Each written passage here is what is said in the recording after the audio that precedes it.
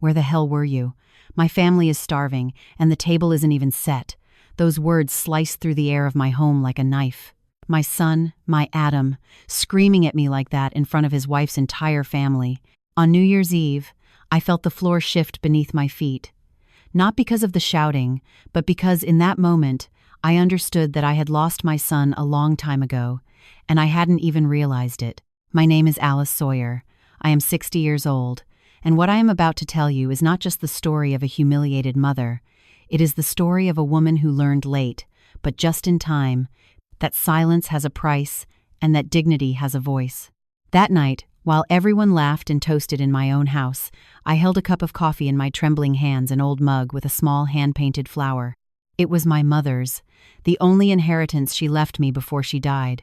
That mug accompanied me through every difficult moment of my life.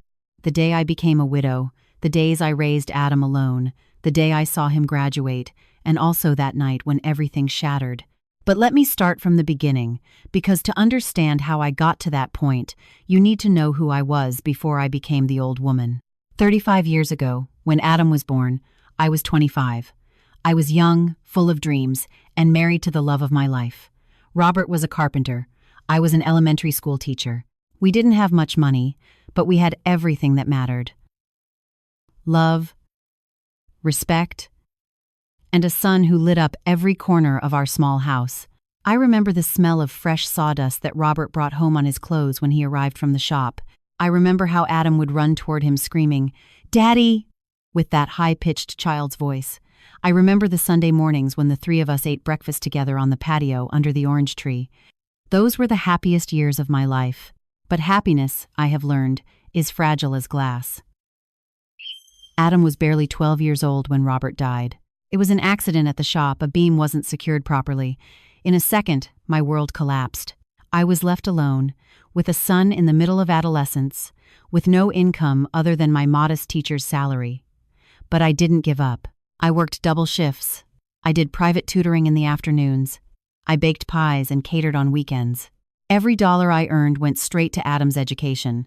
I wanted him to have what I never had, a career, opportunities, a bright future. And he achieved it. Adam studied business administration at a private university. I paid every semester of tuition, every textbook, every fee. I stayed up late ironing his clothes. I cooked his favorite meals, went to every graduation, every school event, even if I had to take 3 buses to get there. When he graduated with honors, I wept with pride. I thought, it was all worth it. My son is a good man, but life, as I discovered later, has cruel ways of teaching you that sometimes we raise strangers. Adam got a good job at an international corporation. He earned well, very well. He started dressing differently, speaking differently. He was no longer the boy who ran to his dad. He was a man in a suit with an expensive watch and polished manners.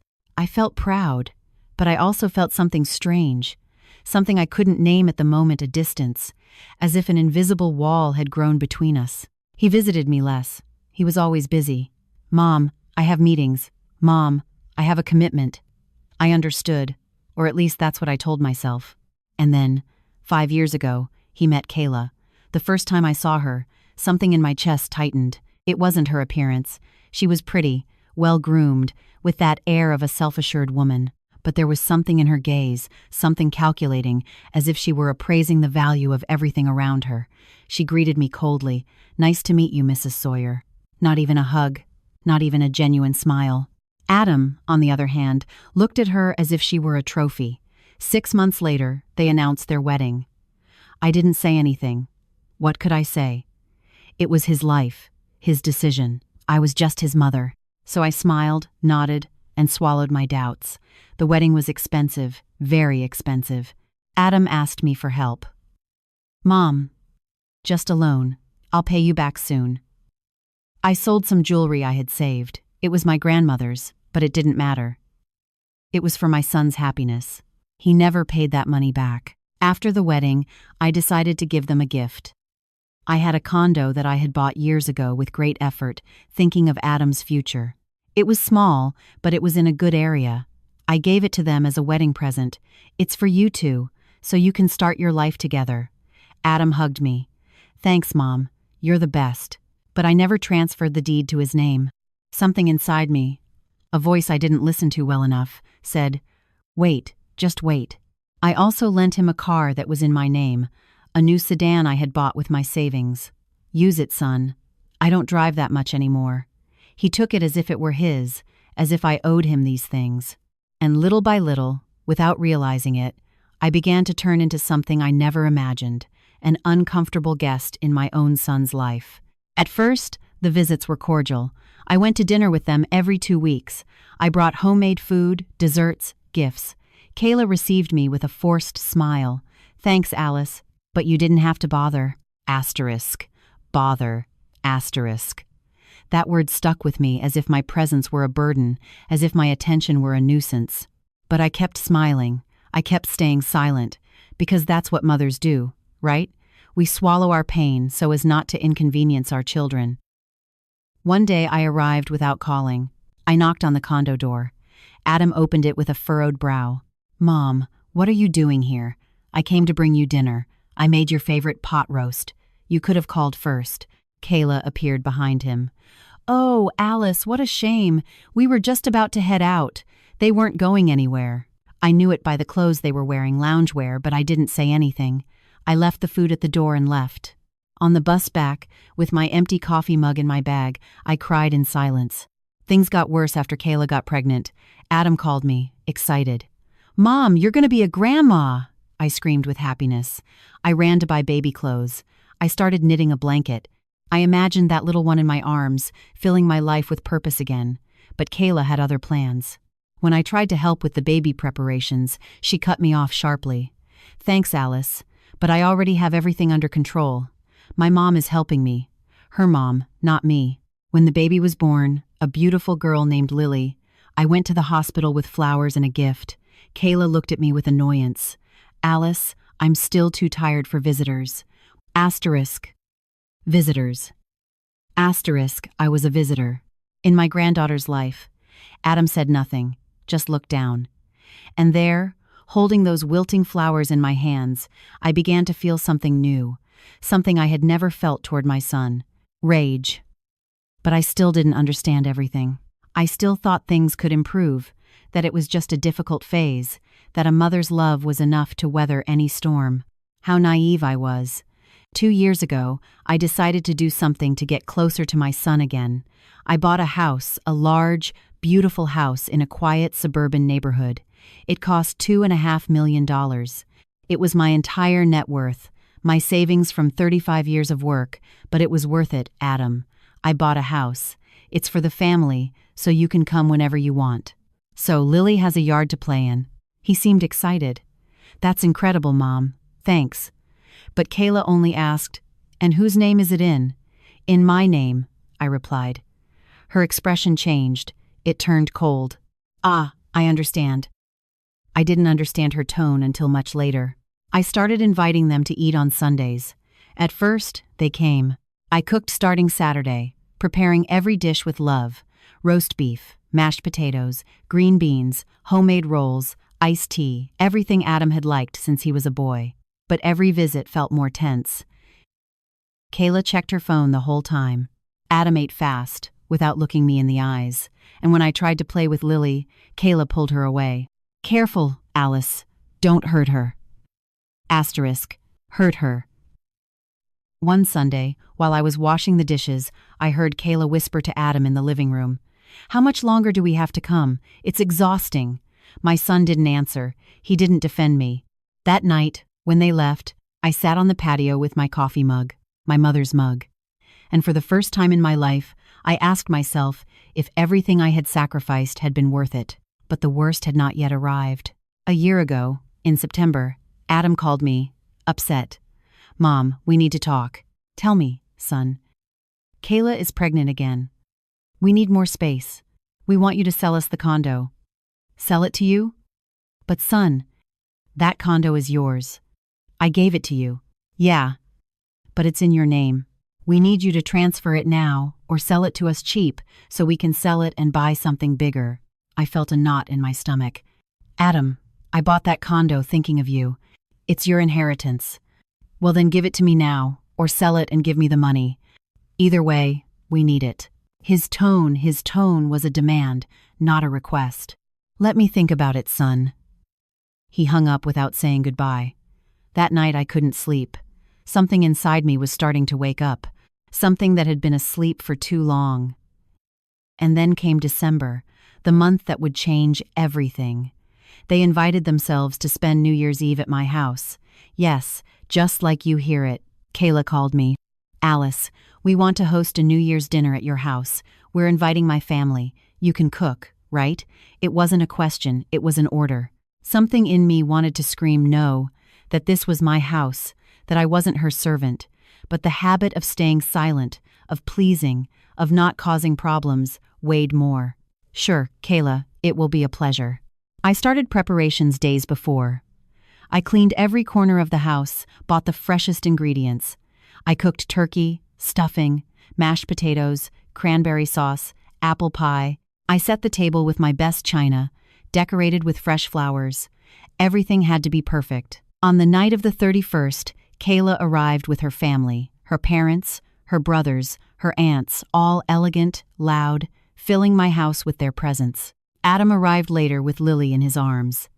He greeted me with a quick peck on the cheek, not even a hug.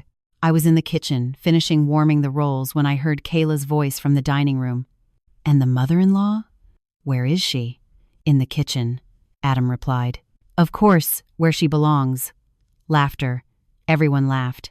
I gripped my coffee mug tightly, the same mug that had accompanied me all my life. I served dinner, brought every dish to the table. No one thanked me. No one asked if I wanted to sit down.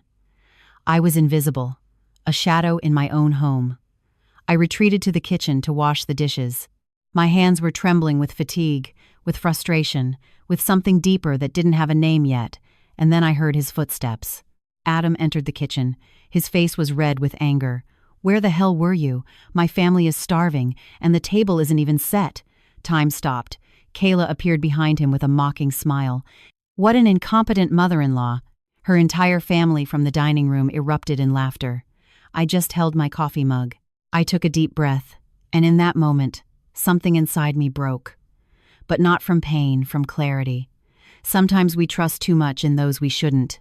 Have you ever been disappointed by someone you loved? Tell me your story in the comments. I want to read it. After that shout, after that humiliation, I stood motionless in the kitchen. The coffee mug trembled in my hands. I could hear the laughter from the dining room, the laughter of strangers mocking me in my own home. But instead of crying, instead of crumbling as I had done so many times before, I closed my eyes and transported myself to another time, to a time where my son still loved me, where I was still someone to him. I needed to remember who Adam had been before he became this cruel man. I needed to understand where I had lost my son, or where he had lost me. Adam was born on a Saturday in May at 6 inches the morning. I remember the sunrise entering through the hospital window. I remember Robert crying with happiness while he held our baby for the first time. I remember thinking, this child is the greatest miracle of my life. He was a calm baby, he didn't cry much, slept well. But when he opened those dark eyes, so similar to his father's, I felt that the whole universe fit in that little gaze. Robert worked long hours in the woodshop, but he always arrived in time to bathe Adam. It was a sacred ritual for him. He would soap him up, play with him in the tub, sing made-up songs, and Adam laughed that crystalline laugh that only babies have.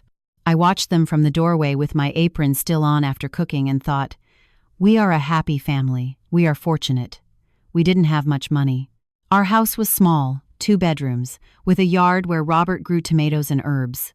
The furniture was old, inherited from our families. The paint on the walls was peeling, but there was love, there was laughter, there was peace. On Sundays after church, the 3 of us walked to the park. Adam walked in the middle, holding our hands, jumping over the cracks in the sidewalk. Robert would say to him, "Careful, son, don't fall." And Adam would respond with that childish confidence, "I won't fall, Daddy. You'll catch me." How ironic. Back then, he trusted that his father would take care of him. Years later, I trusted that he would take care of me.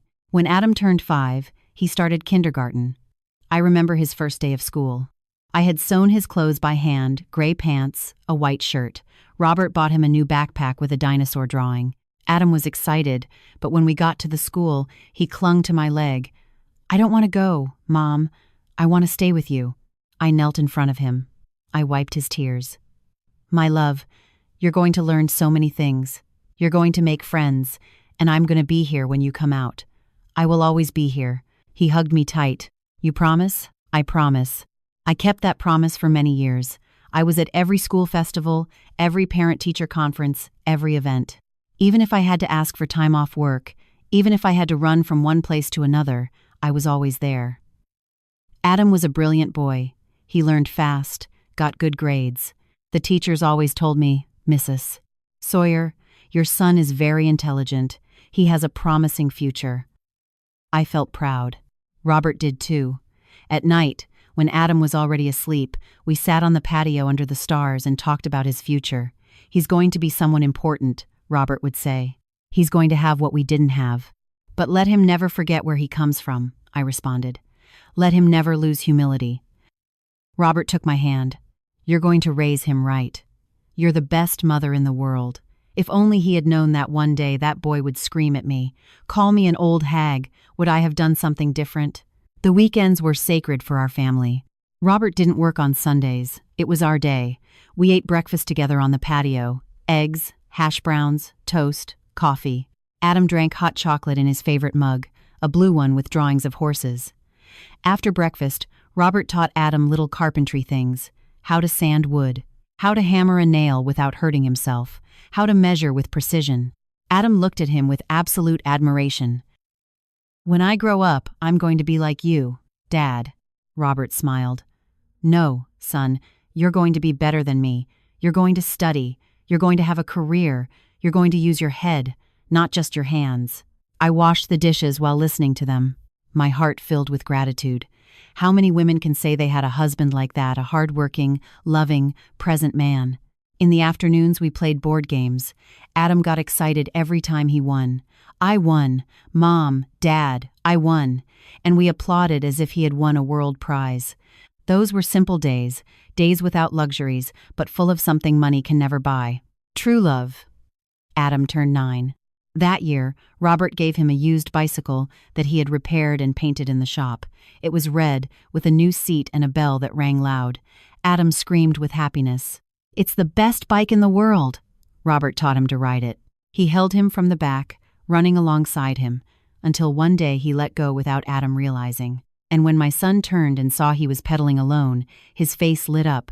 "Mom, look, I'm doing it alone!" I applauded from the door. "Very good, my love. You're a champion." Robert caught up to him, panting. "You're brave, son. I feel proud of you." Adam got off the bike and hugged his dad. "I love you, Dad. And I love you, son. Always." If Robert had known he only had 3 more years of life, what would he have told Adam in that moment? Would he have warned him to take care of his mother? Would he have taught him what it means to honor the one who gave you life? I will never know, because Robert died believing he had raised a good man. The day Robert died, the world stopped. It was a Friday in November. Adam was 12. I was at school teaching my 3rd-grade students when I got the call. "Mrs. Sawyer, you need to come to the hospital. There was an accident at the shop." I don't remember how I got there. I don't remember who took me. I only remember running into the ER and seeing a doctor approach with that expression no human ever wants to see. "I'm so sorry. We did everything possible." I collapsed, screamed, cried like I had never cried in my life. Someone had to hold me because my legs couldn't do it anymore.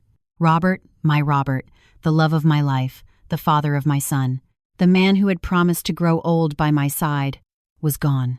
A beam fell on him while he was working. Instant death, they said. He didn't suffer, they said, as if that made his absence less painful. How do you explain to a 1-2-year-old boy that his dad is never coming back? I went to find him at school. He was in math class. When he saw me enter with swollen eyes, he knew something bad had happened. "Mom?" I couldn't speak. I just hugged him. And in that hug, I told him everything. Adam didn't cry immediately. He went rigid, in shock. We walked to the car in silence. When we got home, he locked himself in his room. I sat on the patio, in the same place where Robert and I used to talk, and there, with my coffee mug in my hands, I cried until I had no tears left. That night, Adam came out of his room. His eyes were red. He sat beside me in silence. After a while, he rested his head on my shoulder. "What are we going to do, Mom?" I stroked his hair. "We're going to keep going, my love. Together. Always together. You promise?" "I promise." And I kept it.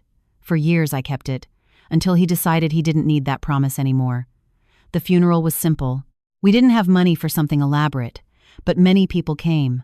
Robert was loved, his shopmates, our neighbors, friends from church, everyone cried with us. Adam remained serious throughout the service. He didn't cry in front of anyone. Only when they lowered the casket, when they threw the first shovel of dirt, I saw his lips tremble. After, when everyone left, he stayed in front of the grave. I watched him from afar, giving him his space. Finally, he approached me. "Mom, I'm going to take care of you." Like Dad did. My heart broke and repaired itself at the same time. "Oh, my love, you don't have to do that. I'm the mom. I take care of you." "No, I'm big now. I'm going to work. I'm going to help you." I caressed his cheek. "Your job is to study. That is what your dad would have wanted." Adam nodded. "I'm going to study hard. I'm going to make Dad feel proud." And he did. For many years he did. He was an exemplary student, responsible, affectionate. My company in those dark years of widowhood. So, when did it change? When did he stop being that noble boy who promised to take care of me? The first years after Robert's death were hard, very hard. My teacher's salary barely covered the basics. Many nights I ate just toast and coffee so Adam could eat something more substantial. He didn't know this, of course. I always told him, "I already ate at school, sweetie. I'm full." I started tutoring in the afternoons, neighborhood kids who needed help with math or English. I charged little, but every dollar added up. On Saturdays, I baked pies to sell. I stayed up late preparing them, and on Sundays I went out to sell them in the neighborhood. Adam helped me, delivered the pies on his bicycle, knocked on doors. My mom's pies, the best in the neighborhood. People bought more out of pity than hunger, but I didn't care. We needed that money. Still, Adam never lacked anything. He always had clean clothes, his school supplies, hot food on the table. I made sure of that, even if I had to sacrifice my own needs, because that's what mothers do, right? They wear themselves out so their children can shine. When Adam entered high school, things got even harder financially. Books were expensive, fees were higher, but I didn't give up. I got another job cleaning offices at night. I finished tutoring at 7 p.m. and went straight to clean until 11 p.m. I arrived home exhausted, hands aching, but satisfied because I was securing my son's future. Adam didn't know about this second job. I told him I was visiting friends. I didn't want him to carry that guilt, to feel like a burden. He was still a good son. He helped me in the house, washed his clothes, kept his room tidy, and at night, before sleeping, he came to my room to kiss me on the forehead. "Good night, Mom. I love you." "And I love you, my love. Rest." Those were the words that gave me strength to get up the next day and keep going. Adam graduated high school with honors. I cried with happiness at the ceremony. I was wearing my best dress, one I had bought at a thrift store but had ironed so carefully it looked new. When they called his name, when he went up on stage to receive his diploma, I applauded louder than anyone. My son, my pride, the man he had become, despite losing his father so young. After the ceremony, he hugged me. "Thanks, Mom, for everything. This is for you. No, my love, this is for you. For your effort, for your dedication. None of this would be possible without you." In that moment, I thought it had all been worth it, every sleepless night, every sacrifice, every dollar saved because my son saw me, valued me, loved me. If I had known that years later he would scream at me in front of strangers, that he would call me an old hag, would I have had the courage to keep going? Yes, because a mother's love isn't measured by what you get back. It's measured by what you are willing to give without expecting anything in return, even if that eventually destroys you. While I tell all this, I wonder where you are listening from. Write the name of your city in the comments. After Adam graduated high school came the most important decision, university. He wanted to study business administration at a private university, one of the best in the country. I knew what that meant. Extremely high tuition, expensive books, expenses that seemed impossible for a widowed teacher. But when I saw the hope in his eyes, when I heard how he spoke of his future, I couldn't say no. I'm going to make you proud, Mom. I'm going to get a good job. I'm going to pay you back for everything you've invested in me. Asterisk. Invested. Asterisk. What a strange word to describe a mother's love. But I nodded, smiled, and got to work getting that money. I sold the little of value I had left gold earrings Robert had given me for our anniversary, a ring that had belonged to my grandmother, a chain I wore only on special occasions. I went to the pawn shop and pawned them all. The man behind the counter looked at me with pity. "Are you sure, ma'am? These pieces have sentimental value. I'm sure. It's for my son's education." He gave me the money. It wasn't enough, but it was a start. I increased my tutoring hours. Now I tutored Monday through Saturday, from 4 to 9 p.m. On Sundays, I kept selling pies, and during the week, I cleaned offices until midnight. I slept 4 hours a night. My body began to feel it. My knees hurt. My hands trembled with fatigue, but I couldn't stop. Adam would start university in August, and I needed to have the money ready. He didn't know how much I worked. He didn't know I was consuming myself. I made sure to look good when I was home. I smiled, cooked, asked about his plans. "Do you have everything ready for college, honey?" "Yes, Mom. I have my book list. There are like 15. They're going to cost about $800. $800. Almost 2 weeks of my take-home pay as a teacher. Don't worry, I'll buy them." "Are you sure? It's a lot of money. It's never too much for your education." Lie. It was too much, but I would have sold my soul to see him study. Adam started university. The first day I accompanied him to campus. It was huge, modern, with manicured gardens and students who looked like they walked out of a magazine. Everyone with brand-name clothes, the latest technology, new cars in the parking lot. Adam looked intimidated. I was too, but I couldn't show it. "You're going to be fine, my love. You are just as smart as any of them. More, even." He nodded, but I saw insecurity in his gaze. "What if I don't fit in, Mom? They all come from money." I held his hands. "You aren't here to fit in. You are here to learn, to grow, to become the man you want to be. Your dad would be very proud of you right now."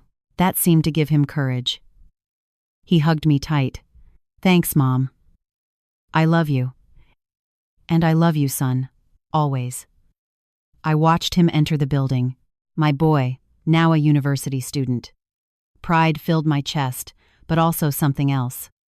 A small fear, barely a whisper I couldn't identify at that moment. The fear that this new world would take him away from me. The first months were good. Adam came home excited, telling me about his classes, his professors, his new classmates. I listened to every word as if it were gold. Today we learned about strategic planning. "It's fascinating, Mom. Tell me more, honey." And he explained with that passion of someone discovering something new. I didn't understand much about business, but I loved seeing him that enthusiastic. On weekends, we kept our routine, ate breakfast together. He helped me with the baking. We watched movies at night sharing popcorn, but slowly, very slowly, I started to notice small changes. Adam started arriving late from the university. I had to stay to work on a group project, Mom. Oh, we went to get coffee after class to discuss the assignment. I didn't suspect anything bad. It was normal. College students have social lives, but something in his tone had changed. He didn't tell me everything like before. His answers became shorter. "How did it go today?" "Fine. What did you learn?" "Class stuff." There were no details anymore. No connection. And when I tried to dig deeper, he got annoyed. "Mom, don't interrogate me. I'm tired." Asterisk, interrogate. Asterisk, as if asking about his day were a crime. One Saturday morning, Adam came down to breakfast, dressed differently. He wasn't wearing his usual jeans and t-shirt. He was wearing a brand-name shirt, dress pants, shoes I hadn't seen before. "New clothes, honey?" "Ah, yes. A classmate sold them to me cheap. I needed to update my wardrobe." "Cheap? How much?" "Not much. $100. $100. I worked almost 3 nights cleaning for that amount." "Son, that isn't cheap." "Mom, please. I need to look presentable. I can't walk around looking like—" He stopped. "Like what?" "Forget it. but I knew what he was going to say. Like we're poor. That was the word he didn't dare pronounce. Something twisted in my chest, but I let it pass. Maybe he was just being sensitive. Maybe it was normal to want to fit in with his new peers. But that was the first fracture, the first sign that my son was starting to be ashamed of his roots, of me. Months passed. Adam started asking for more money for books that turned out to be more expensive than expected, for projects that required special materials, for educational trips the university organized. I never told him no. Even if I had to work double, even if I had to skip meals, I always gave him the money, but every time I handed it to him, he took it with less gratitude. He didn't say thanks, Mom, with that tenderness from before anymore. It was an automatic thanks, without emotion, as if I owed him that money. One day he needed $200 for a final project. I didn't have it. I had spent everything on the semester tuition. Adam, give me a few days, I'll get the money. He got upset. A few days? I need it tomorrow, Mom. How is it possible you don't have $200? His tone hurt me more than his words. It was reproachful, as if I were irresponsible, as if I hadn't been bleeding myself dry financially for him for years. Son, you know your tuition just came due. I paid $25,000 a week ago. Well, you should manage your money better. Asterisk, manage better. Asterisk, as if I had money to spare, as if I weren't working 3 jobs simultaneously. I swallowed my tears. I'll get the money, son, I promise. That night I asked a neighbor for a loan. She gave me the money with a look that said, "You are sacrificing too much for that boy." But she didn't say anything. She gave me a hug and the cash. The next day I handed the $200 to Adam. He took it without looking me in the eye. Thanks, and he left just like that, without a kiss, without a hug, without acknowledging what it had cost me to get that money. That was the second fracture, the moment I realized my son was starting to see me as an ATM, not his mother. Adam started bringing friends home, college classmates, young people from wealthy families with expensive clothes, luxury watches, talking about trips to Europe and weekends at the beach. I tried to be hospitable, prepared snacks, offered coffee, smiled, but they barely looked at me, answered in monosyllables. And worse, when I left the room, I heard them make comments. Your house is cozy. Yeah, it's humble, but it has charm. Asterisk. Humble, charm. Asterisk. Nice words to say poor. And Adam didn't defend them. He didn't say, this house is the result of my mother's effort. He didn't say, I grew up happy here. He simply laughed nervously and changed the subject. One day, one of those friends looked at the photo of Robert I had in the living room. An old photo from when we were young, taken on our patio. Is that your dad? He died years ago. What did he do? Adam hesitated. For a second, just a second. I thought he was going to say, he was a carpenter with pride. But he had a business. Asterisk. A business. Asterisk. As if a carpentry shop were something to be ashamed of. I was in the kitchen listening, and in that moment, something inside me broke a little more. My son was ashamed of his father, of the man who loved him, of the man who worked until he died to give him the best. Another year passed. Adam was in his 3rd semester. He came home less and less. He always had excuses, projects, homework, meetings, university events. When he was home, he spent all his time in his room, on the computer or talking on the phone. We didn't eat breakfast together anymore, didn't watch movies, didn't talk. I tried to get close. Son, do you want us to cook something together, like old times? I don't have time, Mom. I have to study. Do you want me to make your favorite, chicken enchiladas? No thanks. I'm going to order something. Asterisk. Order something. Asterisk. Fast food that cost $15 when I could cook something delicious for $3. But I said nothing. I didn't want to be the annoying mother, the mother who doesn't understand her son is growing up. On Sundays when I baked, he didn't help me anymore. I have a lot of homework, Mom. I prepared them alone, sold them alone, carried them alone, and with the money I earned, I paid his expenses. One night, while washing dishes after eating alone because he had gone out with friends, I sat on the patio with my coffee mug, my mother's mug, and cried not from sadness, but from confusion. At what moment had I lost my son? At what moment had I stopped being important to him? Adam started criticizing things about the house, small things at first. "Mom, you should change this sofa, it's really old." "Son, we've had that sofa for years. Your dad used to sit there, that's why. It's time to renovate." "Oh, Mom, why don't you paint the house? It looks neglected." "Painting the house costs thousands of dollars, Adam. Money I'm using on your education. Well, but it's embarrassing to bring friends here." Asterisk. Embarrassing. Asterisk. My house embarrassed him. The house where he grew up, where he was happy, where he learned to walk, to speak, to dream. I tried not to take it personally. I told myself it was just a phase, that young people his age are like that, influenced by their environment, but every comment was another thorn in my heart. One day he came home with a different attitude, more self-assured, more arrogant. "Mom, I need to talk to you." "Tell me, son." "I've been thinking. When I graduate, I'm going to work at a big firm. I'm going to earn well. Very well." "That is wonderful, my love." "Yes. And when that happens, I'm going to be able to pay you back for everything you've invested in me." There was that word again, asterisk, invest, asterisk, as if love carried interest rates. "Son, I don't expect you to pay me back anything. I did this for love, not obligation. I know, Mom, but I want to anyway. I want to buy you a better house, send you on a trip, give you everything you deserve." His words were beautiful, but there was something in his tone that unsettled me, as if he were planning the future without really including me in it. As if I were a pending project, not his mother. "Even so," I smiled. "It's enough for me that you are happy and a good man. I will be, Mom, I promise." But promises, I learned later, are fragile as glass.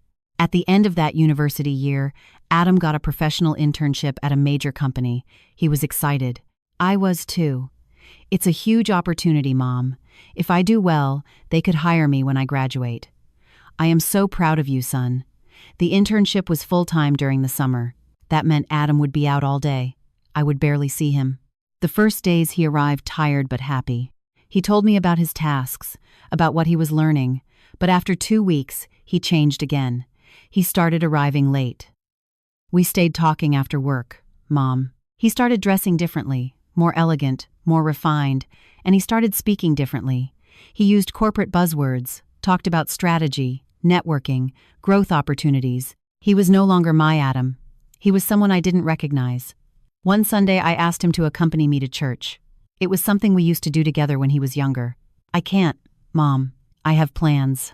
Asterisk. Plans. Asterisk. It's Sunday morning. I agreed to have breakfast with some coworkers, but we haven't gone to church together in months. He got annoyed. "Mom, I'm not a child anymore. You can't control me." "I just wanted to share something with you. Well, I have my own life now. You need to understand that." Asterisk. His own life. Asterisk. As if I were no longer part of it. He left without breakfast, without saying goodbye. I stayed in the empty house with my coffee mug, asking myself what I had done wrong. That afternoon, cleaning his room, something he didn't do anymore, I found a brochure. It was for a luxury condominium complex, expensive apartments with city views, first-class amenities. In the brochure, Adam had circled one of the units, a 2-bedroom, price, $350,000. My heart raced. Was he planning to buy it? With what money? He still had 2 years until graduation. When he arrived that night, I asked him, "Adam, I found this brochure in your room." He tensed up. "Were you going through my things?" I was cleaning. "What is this for?" He sighed. "It's just a dream, Mom. Someday I want to live in a place like that." "But son, those apartments cost a fortune." "I know. That's why I'm working hard to have that kind of lifestyle. And what is wrong with this house?" He stayed silent. Too silent. "Nothing, Mom. But I want times more asterisk." Is that wrong? No, it wasn't wrong to want more, but the way he said it, as if times more times meant far from here, far from me. I still wonder if I did the right thing. What would you have done in my place? Adam's last 2 years of university were the hardest for me, not because of the money, although that never stopped being a burden, but because of the distance. Every day that passed, my son drifted further away, and I, instead of stopping him, instead of confronting him, chose silence. I chose to deny the obvious. I chose to submit to his new reality, believing that if I changed, if I adapted, he would come closer again. How wrong I was. Adam entered his 4th year with a confidence he never had before. The internship had given him contacts, experience, and something more dangerous, a sense of superiority. He no longer talked about his classes. He talked about the market, trends, investment opportunities, words I didn't understand well, but that he pronounced with authority. One Saturday morning, he came down to breakfast dressed like an executive. Gray suit, tie, polished shoes. "Where are you going so elegant, son? I have a meeting with alumni from the university. They are successful entrepreneurs. They're coming to give a talk. That's great. Will you eat something before leaving?" He looked at the plate I had prepared. Eggs with beans, toast, salsa. "No, thanks. I'll buy something on the way." "But son, it's ready, and it's your favorite." "Mom, that kind of food is too heavy for the morning. I need something lighter. Asterisk, heavy. Asterisk. My food was heavy. The food he had eaten for 20 years of his life. He left without touching the plate. I stood staring at those eggs getting cold, that toast I had made with my hands, and instead of getting angry, I felt guilty, as if I had failed by not knowing what was appropriate for his new lifestyle. That was my first submission, accepting that what I offered was no longer enough. I started changing things, small things. I bought whole wheat bread. I prepared salads instead of heavy casseroles. I tried to cook things he would consider lighter, more modern, but nothing was enough. There was always something wrong. "Mom, this salad needs Italian dressing, not this homemade stuff. Mom, the chicken should be grilled, not fried. Mom, why do you always use so much oil?"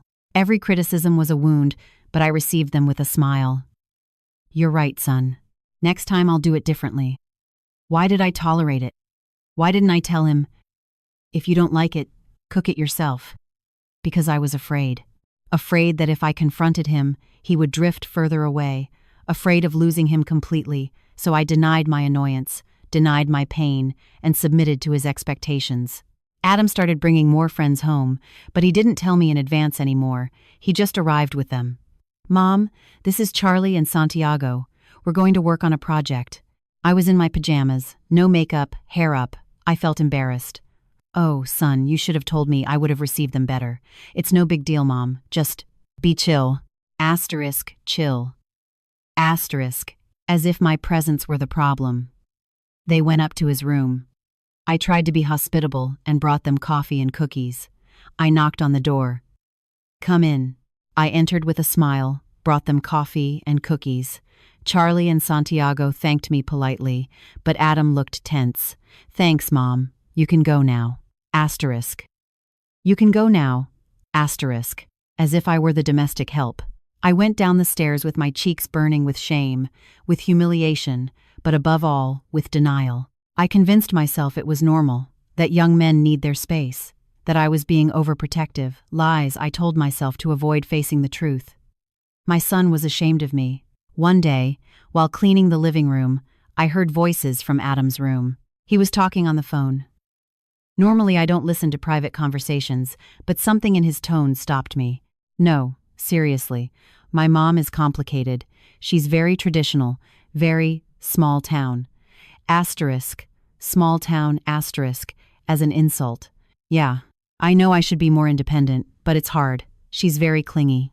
Asterisk, clingy, asterisk, as if the problem was that I loved him too much, not that he was abandoning me. "When I graduate and get a job, I'm moving out. I can't stand living here anymore." Those words pierced me like knives, not because he wanted to move out, that was natural, but because of the times he said it. I can't stand it. As if living with me were a punishment. I walked away before hearing more. I went to my room, sat on the bed with my empty coffee mug in my hands, and cried in silence. But when Adam came down to dinner that night, I had a smile on my face, like always, denying, submitting. "How was your day, son?" "Fine, Mom. I made your favorite. Enchiladas." "Thanks." He ate without looking at me, without talking, without anything. And I pretended everything was fine. December arrived. The holidays had always been important to us. Since Robert died, Adam and I spent Christmas Eve together. We ate dinner, exchanged gifts, remembered happy moments. But that year was different. Mom, this year I'm going to have dinner with some friends from the university. My heart sank. Friends? But we always have dinner together. I'm grown up now, Mom. I need to have my own life. There was that phrase again. Asterisk, his own life asterisk, as if I were an obstacle to it. But son, it's Christmas Eve. It's our tradition. Traditions change. Please, Adam, just this night. He got upset. Why do you always make me feel guilty? Why can't you just let me be? I'm not trying to make you feel guilty. I just miss you. Well, maybe you should get friends, Mom. You can't expect me to fill all the spaces in your life. His words left me breathless. As if my loneliness were my fault. As if I hadn't sacrificed my social life, my hobbies, my everything to raise him. You're right, I said finally. Go with your friends. Have fun. He left that night without looking back. I passed Christmas Eve alone with my coffee mug, looking at the Christmas tree I had decorated with so much hope, and I denied my pain. I told myself it was good he had friends, that it was healthy, that I should be happy for him. But inside, I was dying. Adam graduated from university in June. I had waited for that day for 4 years. 4 years of sacrifices, multiple jobs, sleepless nights. The ceremony was beautiful. When they called his name, when he went up on stage to receive his degree, I cried with pride and pain at the same time. Pride because he had achieved it. Pain because I knew this was the end of something, the end of our closeness, the end of times, us asterisk. After the ceremony, we took photos. I wanted a photo just with him, mother and son, but there was always someone else, his friends, his classmates, his professors. Finally, I got him to pose with me for a photo, but his smile was forced, as if it were an obligation. Smile, son, it's your special day. I'm smiling, Mom. But it wasn't a real smile, it was the smile you give a stranger when they ask for a photo. A week after graduation, Adam received a job offer. An international company, junior analyst position, salary of $75,000 a year. He came home euphoric. Mom, they offered me the job. It was the first time in months I saw him genuinely excited to talk to me. Oh, son, how wonderful. I am so proud. I hugged him tight, and for a brief moment, I felt I was getting my son back. Thanks, Mom. None of this would have been possible without you. Those words, the words I had been waiting to hear for so long. No, my love, this is your achievement, your effort. No, you worked so hard so I could study. I owe you everything. My heart filled with hope. Maybe everything was going to improve. Maybe the distance had been temporary. Maybe now that he had his degree, that he had his job, he would go back to being the loving son I remembered. How naive I was. Adam started working in July. The first days he arrived tired, but happy. He told me about his office, his colleagues, his projects. But after a month, things changed again. He started arriving late, very late. 10 p.m., 11 p.m., midnight. Why so late, son? I was worried. Mom, that's how the corporate world is. We have to stay until the work is done. But every day? Yes. And sometimes we go out for drinks after with the team. It's important for networking. Asterisk, networking asterisk, another word from his new vocabulary. And you can't call to not worry me? He got upset. Seriously? I have to ask you for permission? I'm 23 years old. It's not asking for permission, it's courtesy. Well, sorry if my job doesn't fit your schedule. And he went to his room, leaving me with the cold dinner I had prepared for him. But I forgave him time and time again because I convinced myself he was stressed, that it was a new job, that he would adapt, always denying, always submitting. With his first paycheck, Adam bought a car, not a used one, as I would have suggested, a new one, a sedan for $40,000. Son, isn't that too much? You're barely starting. Mom, I need a good car. It's part of my professional image.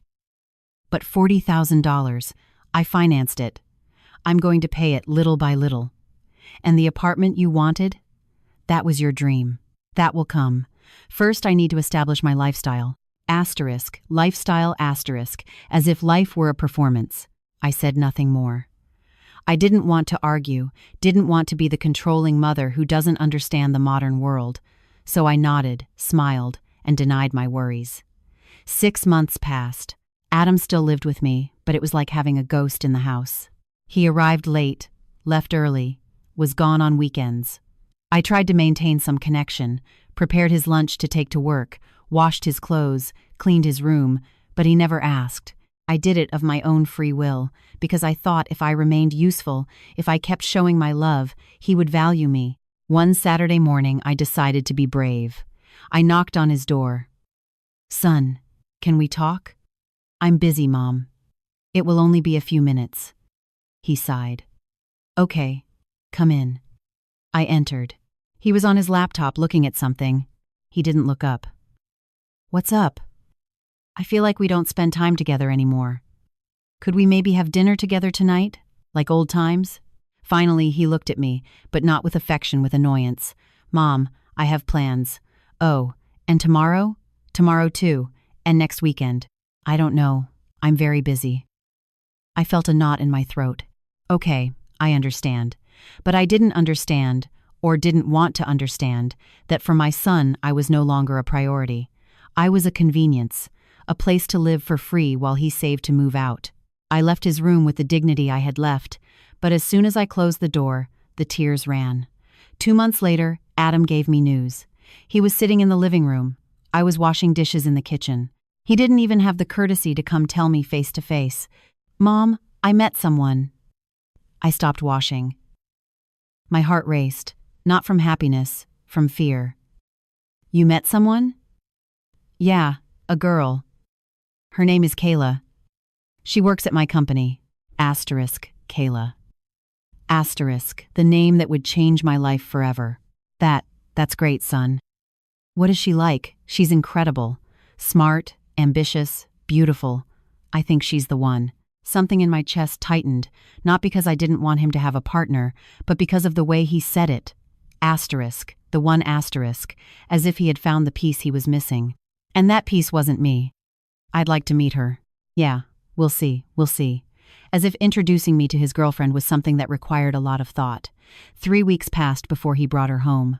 3 weeks in which I lived with the anxiety of meeting this woman who, I knew deep down, represented my replacement. One Saturday afternoon they arrived together. I had cleaned the house from top to bottom. I had put on my best clothes. I had prepared snacks and coffee. When they knocked on the door, I took a deep breath. I opened with a smile, and there she was. Kayla. Tall, thin, with perfect makeup and designer clothes, and in her eyes, when she looked at me, I saw something that froze my blood. Contempt. It wasn't obvious. She wasn't rude, but it was there, in the way her eyes scanned me from head to toe, in the forced smile she gave me. "Nice to meet you, Alice. Adam has told me a lot about you." A lot. I doubted it, but I smiled. "The pleasure is mine, Kayla. Come in. They entered. Adam looked different with her. Straighter, as if her presence transformed him into someone more important. We sat in the living room. I served coffee and offered homemade cookies I had made that morning. "Oh, how cute. Homemade cookies," Kayla said with a tone that made it clear she would never eat something so common. "Yeah, they're my mom's specialty," Adam said, but not with pride, with embarrassment. I tried to make conversation. "So, where are you from, Kayla?" "From the north side. My family lives in Oak Creek." "Oak Creek, the most exclusive neighborhood in the city." "That's nice. And what do your parents do?" "My father is a cardiovascular surgeon. My mother is a corporate lawyer."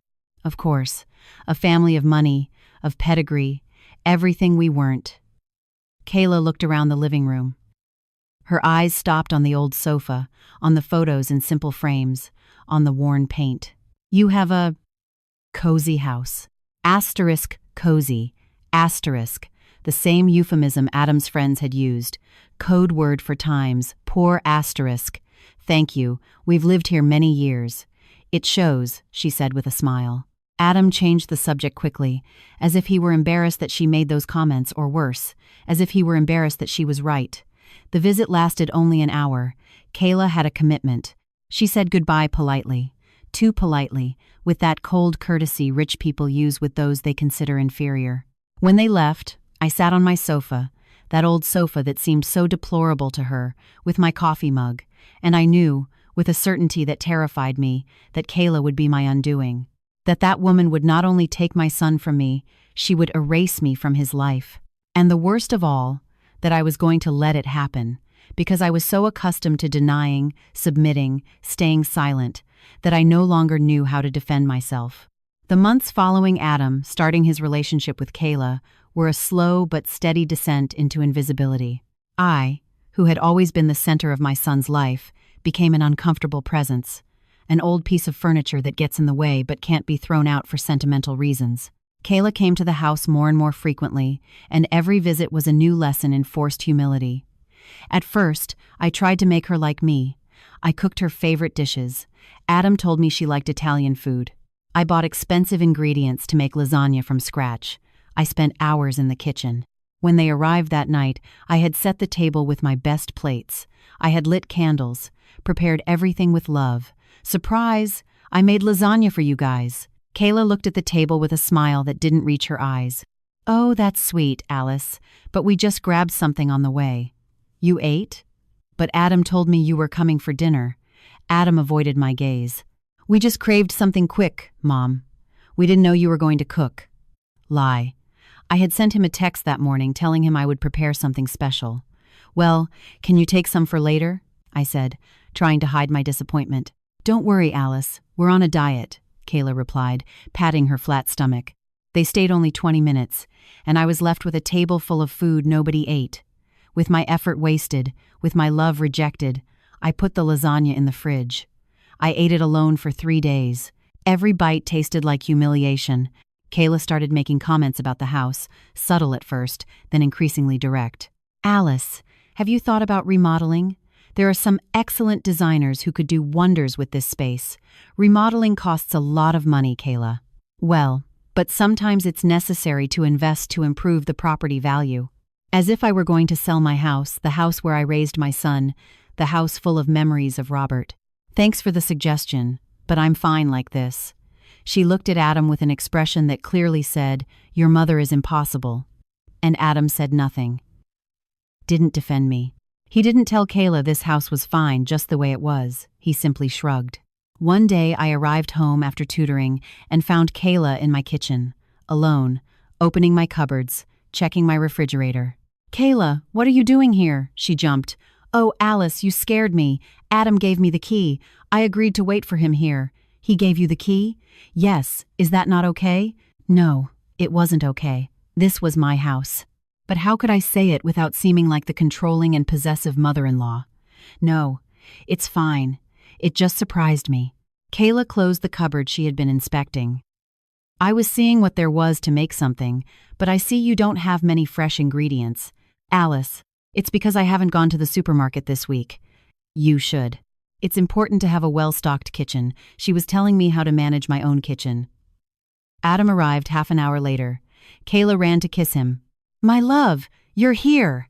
I was invisible. He didn't even greet me until Kayla pulled away from him. Hi, Mom. Hi, son. And just like that, little by little, I was becoming a stranger in my own home. Adam started spending more nights out. I'm going to stay at Kayla's, Mom. It's closer to the office. Asterisk. Closer asterisk. As if distance were the real problem. Okay, son. But it wasn't okay. Every time he left, a part of me died, because I knew he wouldn't come back the same, that every night he spent with her he drifted further from me. On weekends, when he was times home, Kayla came over early, took over the space, sat on the sofa as if it were hers, changed the TV channel without asking, left her things scattered all over the living room. I cleaned up after her in silence, as if it were my job, as if she were the owner and I the employee. One Sunday, I was washing dishes when I heard Kayla whisper to Adam in the living room, When are you going to move out, babe? It's time. I know, but it's complicated. Complicated why? You earn good money now. We can look for an apartment together. My heart stopped. Living together without being married. It's just that my mom is alone. Your mom is an adult. She can take care of herself. You aren't responsible for her. Asterisk. Not responsible for her. Asterisk. As if I were a burden. As if I hadn't given my entire life for him. I know, but I feel guilty. Well, it's time you get over the guilt. You have a right to your own life. I dropped a plate. It shattered on the floor. They ran to the kitchen. Are you okay, Mom? Yes. It just slipped. I bent down to pick up the pieces. My hands were trembling, not from shock, from contained rage, from helplessness. Adam returned to the living room with Kayla. I stayed on the kitchen floor picking up fragments of ceramic, feeling my life fragmenting with them. Weeks passed. Adam came home less and less, and when he came, he was different, more distant, more annoyed. One day he arrived in a bad mood, slammed the door, didn't even greet me. Son, are you okay? I'm tired, Mom. I had a heavy day. Do you want me to make you something? Some tea? Your favorite meal? I don't want anything. I just want silence. Asterisk. Silence. Asterisk. As if my voice were noise. As if my presence were pollution. He went up to his room, locked it, and I stayed in the living room with my coffee mug, wondering what I had done wrong. That night, while he slept, I went to his room not to spy on him, just to see him, like I did when he was a child, to remember that this man had been my baby, my boy, my everything. But when I opened the door carefully, I saw him illuminated by the light of his cell phone. He was awake, sending messages. I retreated before he saw me, but I managed to read something on the screen. A message to Kayla. I can't stand living here anymore. I need to get out of this house as soon as possible. Those words haunted me for days, weeks, months. Adam's birthday arrived, 24 years old. I had planned a special dinner, invited his close friends, prepared his favorite food well, what used to be his favorite before Kayla, decorated the house with balloons. But he arrived late, very late. The guests were already leaving when he finally appeared, with Kayla. Of course. Son, you made it. I thought you weren't coming to your own party. Sorry, Mom, we ran late. Kayla was wearing a cocktail dress, perfect makeup, as if they came from somewhere else, from a better party than mine. Happy birthday, my love, I said, hugging him. Thanks, Mom. A cold, mechanical hug, without emotion. We cut the cake, a tres leches cake, that had taken me all day to make. Adam blew out the candles while we all sang, but his eyes were empty, as if he wanted to be anywhere else. Kayla didn't try the cake. I don't eat sugar, Alice. Thanks. The friends left soon. It was just the three of us. I hoped that at least we would spend a little while together, mother and son, on his birthday. But Kayla yawned exaggeratedly. Oh, babe, I'm exhausted. Shall we go? Adam asked. Yeah, we have to get up early tomorrow. Adam looked at me. Mom, we're gonna head out. But son, you just got here. You haven't even opened the gifts. I'll open them later. It's your birthday. I know that. Mom. You don't need to remind me. His tone was what hurt the most, as if I were an annoyance, as if I wanted to ruin his day. They left. I stayed alone in a house full of decorations, with an almost complete cake, with unopened gifts. I sat on the patio under the stars with my coffee mug, and for the first time, I allowed myself to think the unthinkable. Asterisk, I have lost my son. Asterisk. 1 month later, Adam gave me the news I had been fearing. Mom, Kayla and I are getting married. My heart dropped to my stomach. Married? When did you decide this? We've been thinking about it for a while. She is the woman of my life. But you've barely been together a year. A year is enough when you know you found the right person. I tried to smile, tried to look happy. That's great, son. I'm happy for you. Thanks, Mom. I knew you would understand. And when will the wedding be? In 6 months. We want something elegant, a big wedding. And how are you going to pay for it? He stayed silent. Too silent. We were thinking of asking you for help. There was the real reason he had told me with such emotion. Help? Son, weddings are very expensive. I know, but you have savings, right? Asterisk savings. Asterisk. The savings I had accumulated over 35 years of work. The savings for my retirement, for emergencies, for my future. Adam, Mom, please, it's my wedding, the most important day of my life. Kayla wants something special. Of course, Kayla wanted. Kayla always wanted. And how much do you need? About $30,000. For the venue, the food, the decor, Kayla's dress, $30,000. Almost everything I had saved. It's a lot of money, son. I know, but I'll pay you back. I promise. Asterisk. Promises. Asterisk. Again, promises that would never be kept. I should have said no. I should have set limits. I should have protected my future. But when I saw his eyes, those eyes that once looked at me with unconditional love, I couldn't. Okay, I'll help you. He got excited, hugged me. Thanks, Mom, you're the best, or the most foolish. The wedding preparations were torture. Kayla made all the decisions. I was just the payer. Alice, we found the perfect venue. It costs $15,000. Alice, the dress of my dreams costs $8,000. Alice, we need to hire a professional photographer. It costs $3,000.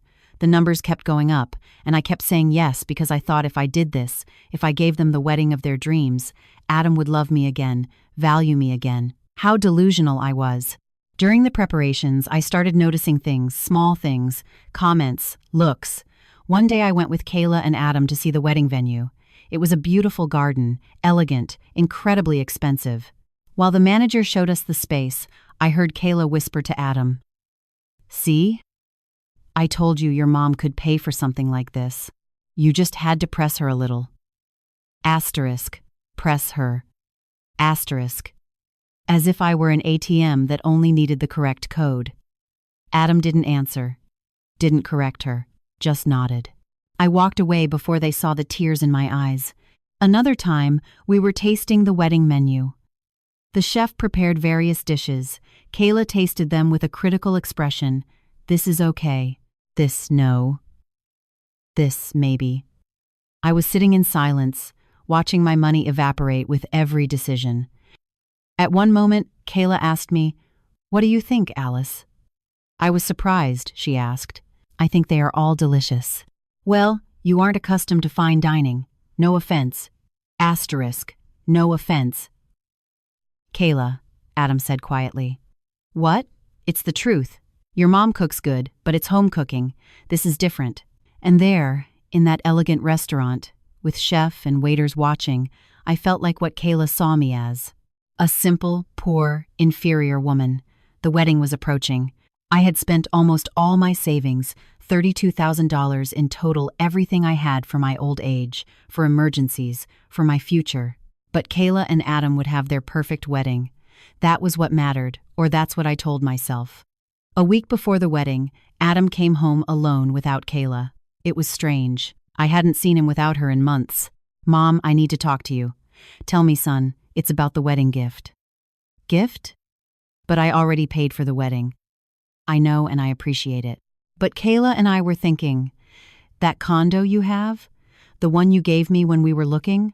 My heart started beating faster. "Yes, we want you to transfer it to my name as a wedding gift. But son, that condo is yours. I gave it to you years ago. But legally it's yours."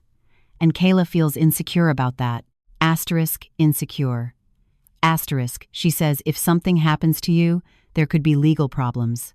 It's better to have it all in order if something happens to me, as if I were on the verge of death. I was 60, not 80. "Adam, I bought that condo thinking of your future. It was your security, and that's why I want it to be in my name, to have that legal security." Something in his tone I didn't like. There was urgency, pressure. "Let me think about it. Mom, the wedding is in a week. We need to resolve this before. Why such a rush? Why is it important? Don't you trust me?" Ah, the trap question. If I said I didn't trust, I was the horrible mother. If I said yes, I had to give him what he asked. "Of course I trust you." "Then sign the papers." I brought them with me. The papers were already prepared. He had planned it. This wasn't a conversation. It was an ultimatum. With trembling hands, I signed. I transferred the condo to his name, the condo worth $250,000. My biggest investment, my nest egg. "Thanks, Mom. I knew you would understand." He left with the signed papers, and I was left with a void in my chest, with the feeling that I had just committed the biggest mistake of my life, but I still didn't know how much. I still hadn't discovered the full truth. The wedding was a Saturday in March, a day that should have been beautiful, but for me was the beginning of the end. I arrived early at the garden where the ceremony would be held. I wanted to help with the last details. I wanted to feel useful. I wanted to be part of that day so important to my son. But when I arrived, Kayla was already there with her family and friends. They saw me enter, and the conversation stopped. Awkward silence. "Good morning," I greeted with a smile. "Oh, Alice, you didn't have to come so early. Everything is under control," said Kayla, with that tone that sounded sweet but felt like ice. "I thought I could help with something." "Don't worry. My family is taking care of everything. Her family, not ours, hers." I sat in a chair far away, feeling like just another guest, as if I hadn't paid every cent of that wedding. The ceremony began at sunset. The garden was beautiful, white flowers everywhere, elegant chairs with silk bows, a white carpet leading to the altar. Everything was perfect, everything except my heart, which felt broken. I saw Adam waiting at the altar. He looked handsome in his suit, so different from the boy he once was, so distant from the son I remembered. When the music started, everyone turned. Kayla appeared on her father's arm. Her dress was spectacular. $8,000 well spent, I guess. She walked with the assurance of someone who knows she has everything she wants. She passed by me without looking at me, as if I were invisible. The ceremony was short, traditional. When the priest asked if anyone had any objection, there was a heavy silence. For a brief second, I thought about standing up, shouting, "Yes, I have an objection. This woman doesn't love my son. She is using him." But I didn't do it. I swallowed my words. "Like always, I declare you husband and wife." Everyone applauded. Me too, although my hands felt like lead. The reception was even worse. They sat me at a table in the back, far from the head table where the bride and groom were, far from Kayla's family who occupied the central tables. I, who had paid for everything, was relegated to the corner with people I didn't know. Friends of friends, distant acquaintances. "And who are you?" a lady asked me. "I am the groom's mother."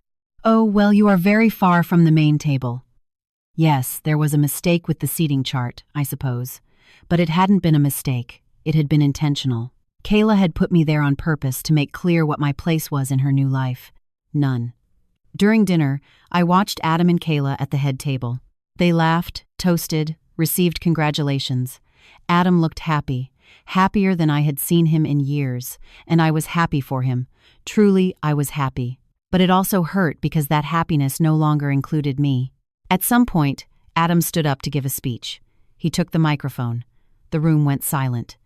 "I want to thank everyone for being here on the most important day of my life." To my wife. He looked at Kayla with adoration. "Thank you for choosing me.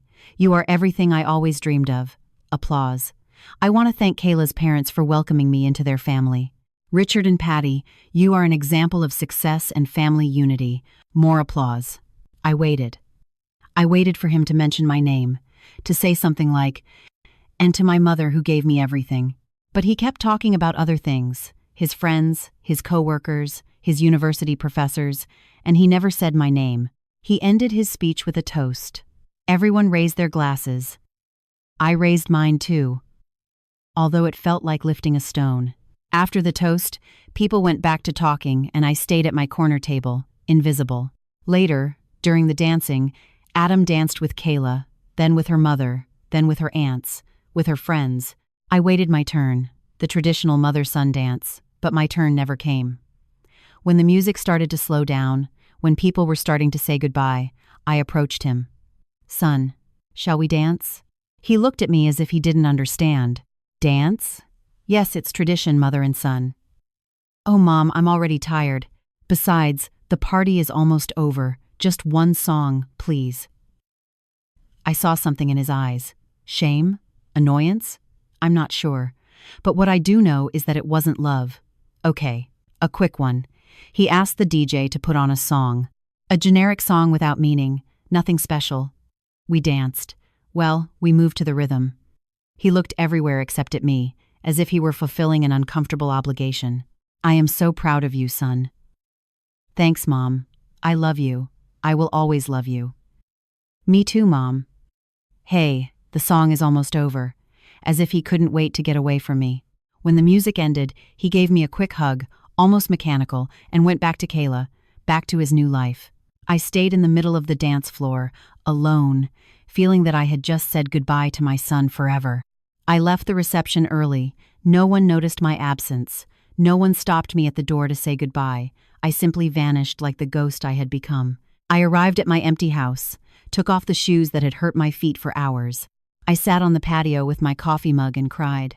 I cried for all the money spent, for all the humiliation endured, for all the love ignored. But above all, I cried because I knew this was just the beginning, that things were going to get worse. And I was right. Adam and Kayla went on their honeymoon to Europe, 2 weeks in Paris, Rome, and Barcelona. A trip that cost another $15,000 paid with credit, but that eventually I would end up covering somehow. I was sure. During those 2 weeks, I didn't receive a call, a text, a photo, nothing. It was as if I didn't exist. When they returned, I invited them to dinner. I wanted to see photos of their trip, hear stories, reconnect with my son. They came, but Kayla controlled the conversation. She showed photos on her phone, talked about the places they visited, the food they tried, the 5-star hotels where they stayed. And this is the hotel in Paris. $1,200 a night, but it was worth every penny. $1,200. I lived on less than that a month. How nice, I said, trying to sound interested. Yes, Adam spoiled me a lot. He's the best husband in the world. Adam smiled with pride, as if all that luxury had come out of his pocket, as if he weren't in debt up to his neck. After dinner, Kayla yawned. Oh, Alice, we're exhausted. Jet lag, you know. We're gonna head out, but you barely got here. Let's stay chatting a little longer. No, really, we need to rest. Tomorrow we go back to work. They left, leaving me with a kitchen full of dirty dishes and a heart full of emptiness. Weeks passed, I barely saw them. Adam said they were busy settling into married life. The condo times my times condo was being remodeled according to Kayla's tastes. We're changing everything, Mom. Kayla has very good taste for decoration. That's good, son. Yeah, it's going to look spectacular. We'll invite you when it's ready. But they never invited me. One Thursday afternoon, my phone rang. It was Adam. My heart jumped with emotion. I hadn't heard from him in days. Son, how are you? Fine, Mom. Hey, I need to ask you a favor. A favor? Of course. He only called when he needed something. Tell me. It's just that we're a little short on money this month. The condo renovations came out more expensive than expected. Could you lend us $5,000? $5,000? Again, son, I don't have much left. I spent everything on your wedding. I know, Mom, and I appreciate it, but we'll pay you back next month. I promise. Asterisk, promises. Asterisk, always promises. Adam. Mom, please, we're desperate. We don't have anyone else to turn to. That phrase, asterisk, we don't have anyone else to turn to. Asterisk, as if I were the last resort, the emergency bank. Okay, I'll transfer it tomorrow. Thanks, Mom, you're the best, love you. He hung up before I could answer. I transferred the money the next day. They never paid me back, and never mentioned it again. Months passed. It was becoming increasingly evident that I had been erased from Adam's life. Calls were rare, visits even rarer. And when they came, it was only because they needed something. One day I received a call from Kayla. It was the first time she called me directly. Alice, how are you? Fine, Kayla. And you two? Very well. Listen, I called to let you know I'm pregnant. My heart stopped. Pregnant? Yes, 3 months. We're going to have a baby. A baby. I was going to be a grandmother. I should have felt pure happiness. But what I felt was a strange mix of joy and terror. Joy for the baby. Terror, because I knew Kayla would use that child as another way to control me. How wonderful. Congratulations, Kayla. Thanks. I was going to tell Adam to tell you, but he's very busy. I thought I'd let you know myself. Thanks for thinking of me. Sure. Well, see you later, Alice. And she hung up. No invitation to celebrate. No, come over so we can talk about plans. No inclusion, just a cold notification, as if she were informing me of a bureaucratic procedure. During Kayla's pregnancy, I tried to get close.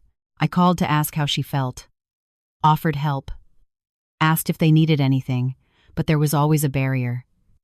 Don't worry, Alice. My mom is helping me with everything. Her mom, not me. And how are the preparations for the nursery going? Good, we're decorating it. My mom hired an interior designer. Her mom again. Can I come see it when it's ready? Sure, Alice, one of these days we'll invite you. But that day never came. Kayla gave birth in December. A girl, Lily. 7 pounds, healthy and perfect. I found out via text message, not even a call. Mom, the baby was born. Her name is Lily. Everyone is fine. Just like I was another contact on his notification list. I went to the hospital immediately, bought flowers, a stuffed animal, baby clothes. I arrived with my heart full of emotion, but when I entered the room, it was full of people.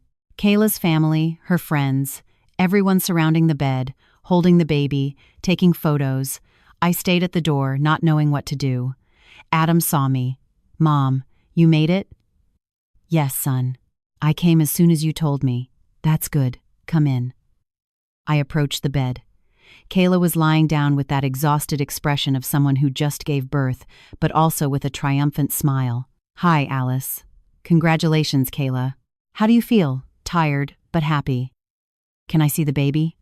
Kayla's mother was holding her. She looked at me with a protective expression. She's sleeping. Better not disturb her. I just want to see her for a moment. She's very delicate. She was just born a few hours ago. Adam said nothing. He didn't defend me. He didn't tell Kayla's mother that I also had a right to hold my granddaughter. I stayed standing there with my gift in my hands, feeling like an intruder. Finally, the baby woke up, cried. Kayla's mother passed her to Kayla to breastfeed. Alice, I think it's better if you go. Kayla needs to rest and feed the baby in private. But really, come another day when we're calmer. I left the gifts on a chair. I said goodbye to Kayla, who barely looked at me. I kissed Adam on the forehead, which he received with discomfort, and I left the hospital without having held my granddaughter, without having connected with her, without having been part of that important moment. In the parking lot, I sat in my car and cried until I had no tears left. When Kayla got out of the hospital, I tried to visit them. I called first, of course. I didn't want to show up without warning and cause trouble. Hi, son, can I come meet Lily properly? Oh, Mom. Kayla is extremely tired still. Better give me a few days. A few days turned into a week into two into a month. Every time I called, there was an excuse. Lily is sleeping. Kayla doesn't feel well. We're very busy. We have visits from Kayla's family. There was always something. There was always someone more important than me. Finally, after 6 weeks, they allowed me to visit. I arrived with more gifts, clothes, diapers, toys, everything a grandmother buys for her first granddaughter. Kayla received me with a forced smile. Alice, you didn't have to bring all this. It's for Lily. I want to spoil her. Thanks, but she already has a lot of clothes. My mom bought her everything. Her mom, always her mom. Can I hold her? Kayla hesitated. I just fed her. She needs to be burped. If you move her too much, she might spit up. I know how to hold babies, Kayla. I raised Adam. I know, Alice, but every baby is different. Lily is very delicate. She passed me the baby finally, but with a warning look, as if I were going to hurt her. I held Lily. She was beautiful, perfect, with Adam's eyes, with dark, abundant hair. Hi, my love. I'm your Grandma Alice. The baby looked at me. For a second, just a second, I felt a connection. I felt that maybe through this girl I could recover my son, could recover my place in the family. But then Kayla spoke.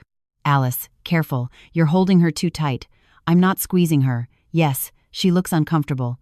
Better give her to me. She took Lily from my arms as if I were dangerous, as if I were incompetent. I was left with empty arms, with an empty heart. That visit lasted only 20 minutes. Kayla yawned exaggeratedly. Oh, Alice, excuse me, but I need to rest. The baby has me exhausted. Of course. I understand. I said goodbye. I left that apartment. My Times apartment, feeling like I had just been expelled. Months kept passing. Every attempt to get close was blocked. Every call was brief. Every visit was controlled, but the worst was about to come. The worst was something I hadn't even imagined. One Saturday afternoon, Adam called me. "Mom, can you come to the apartment? We need to talk." "Talk about what? You'll see when you get here." There was something in his tone, something that gave me a bad feeling. I arrived half an hour later, knocked on the door. Adam opened with a serious expression. "Come in, Mom."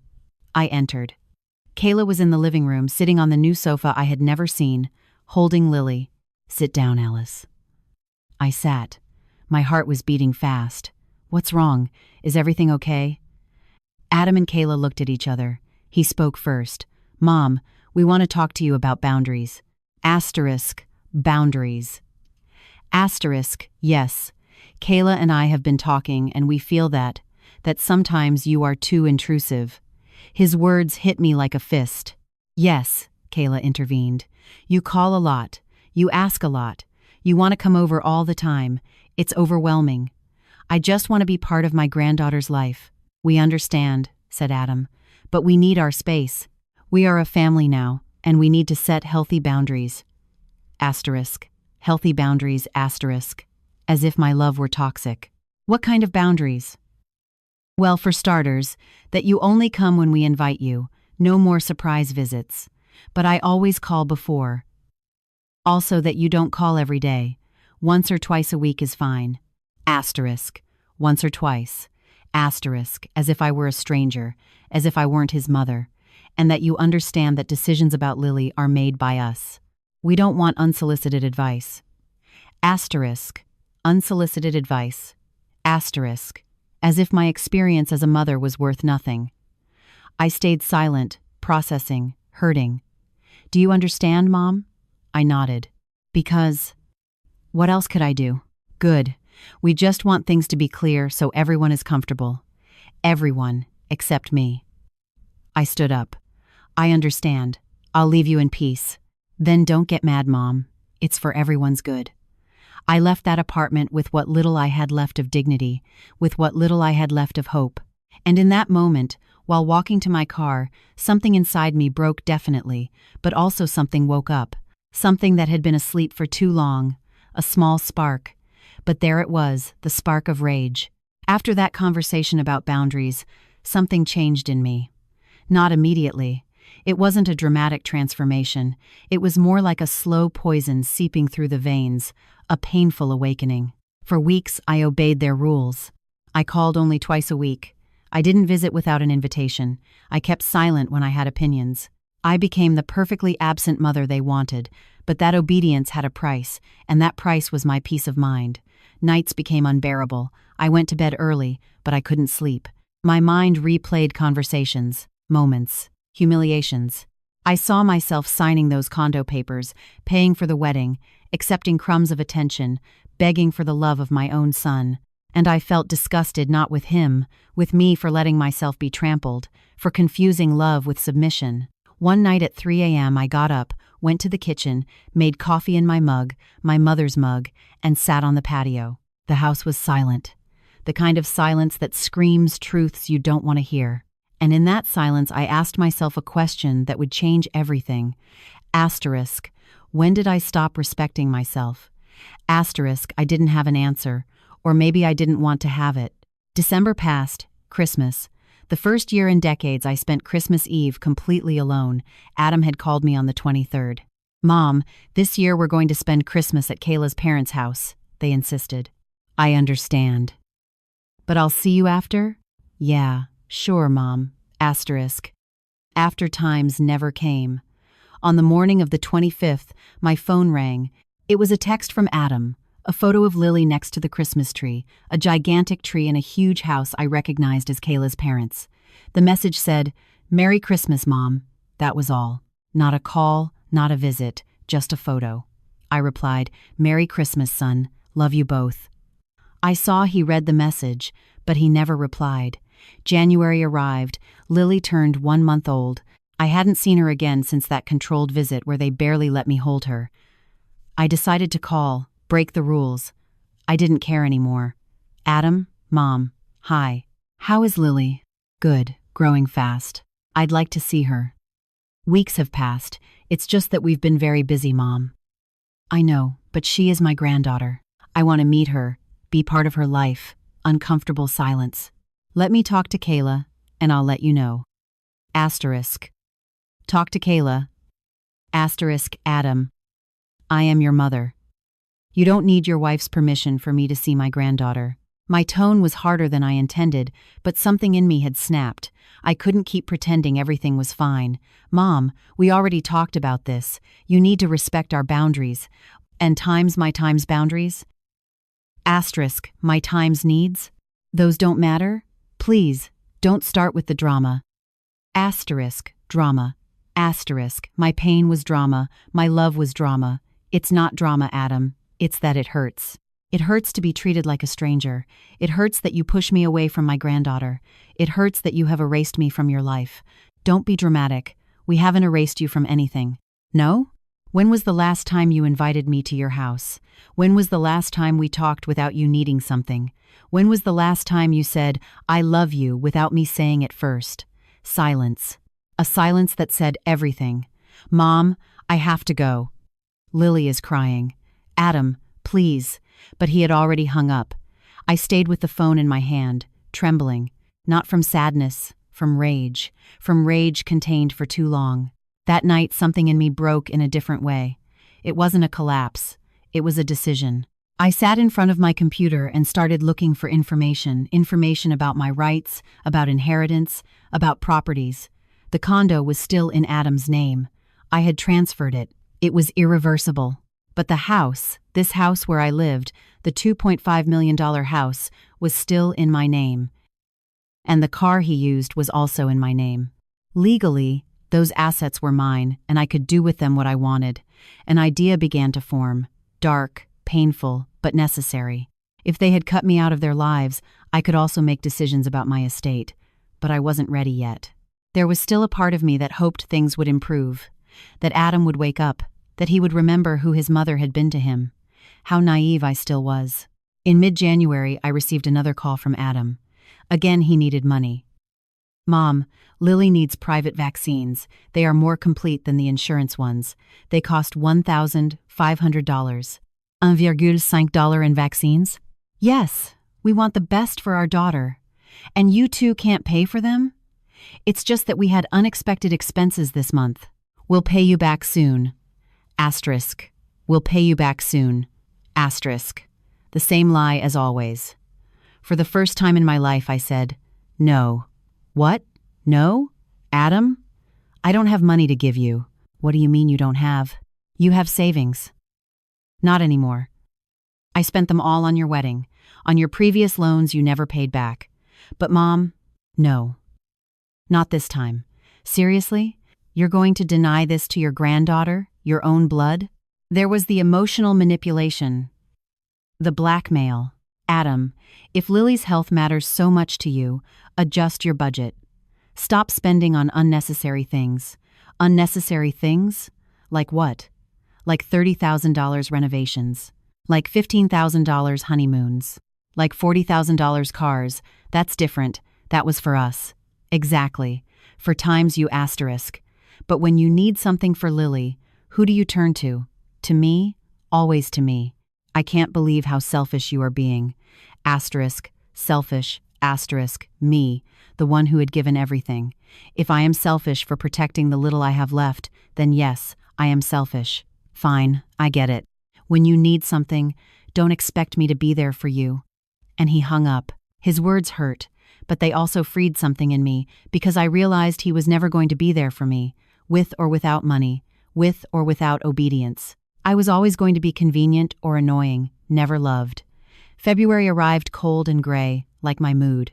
I didn't receive calls from Adam for 3 weeks, punishment for saying no. But then, at the end of the month, he called me urgently. Mom, we need to talk. It's important. Can you come to the apartment tomorrow? What is it about? I prefer to tell you in person. I arrived the next day with my heart racing. I didn't know what to expect. Adam and Kayla were sitting in the living room, serious expressions. Lily was sleeping in her crib. Sit down, Mom. I sat. Kayla is pregnant again. My heart skipped a beat. Again? So soon? Yes. It was a surprise. But we are happy.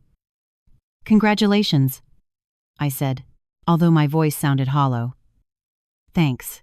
But there is a problem. Of course, there was always a problem. This apartment is getting small for us. With 2 babies, we need more space. Here came the real reason for this meeting, and we've been thinking. Your house is very big. It has 3 bedrooms, a yard, plenty of space. My stomach tightened. Asterisk. My house. Asterisk. Yes, we thought you could sell us the house. Or gift it to us like you did with the condo. And you could keep the condo. It's smaller, easier to maintain for a single person. I was speechless. Literally speechless. That way everyone wins, Adam continued. We have space for our family, and you have a more comfortable and manageable place. Asterisk, more comfortable. Asterisk, I repeated.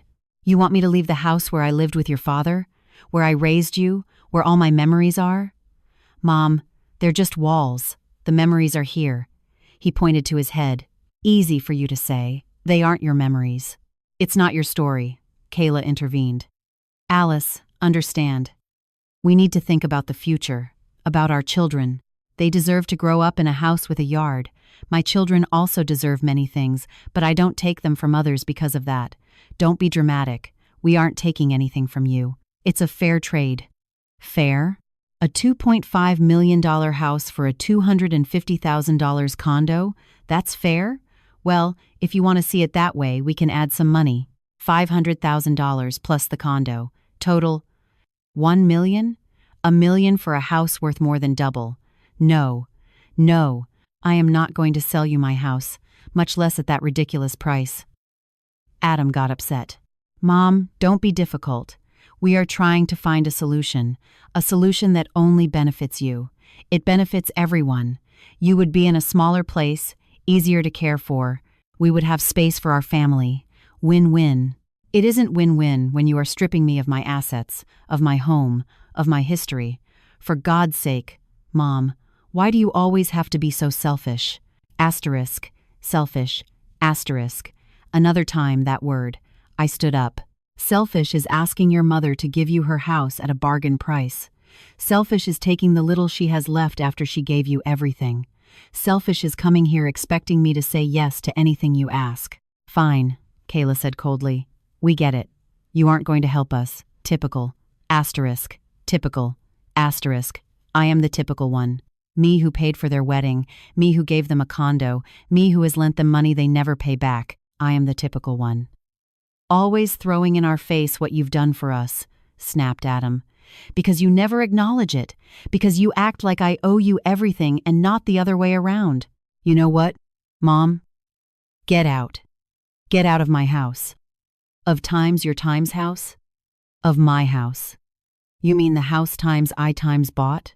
The house that is in times your times name because times I times gifted it to you? Well then take it back. If it bothers you so much that I live here. His words were like a dagger, but they were also the confirmation I needed. I left that apartment with trembling hands, with a broken heart, but also with a clarity I hadn't had in years. I knew what I had to do.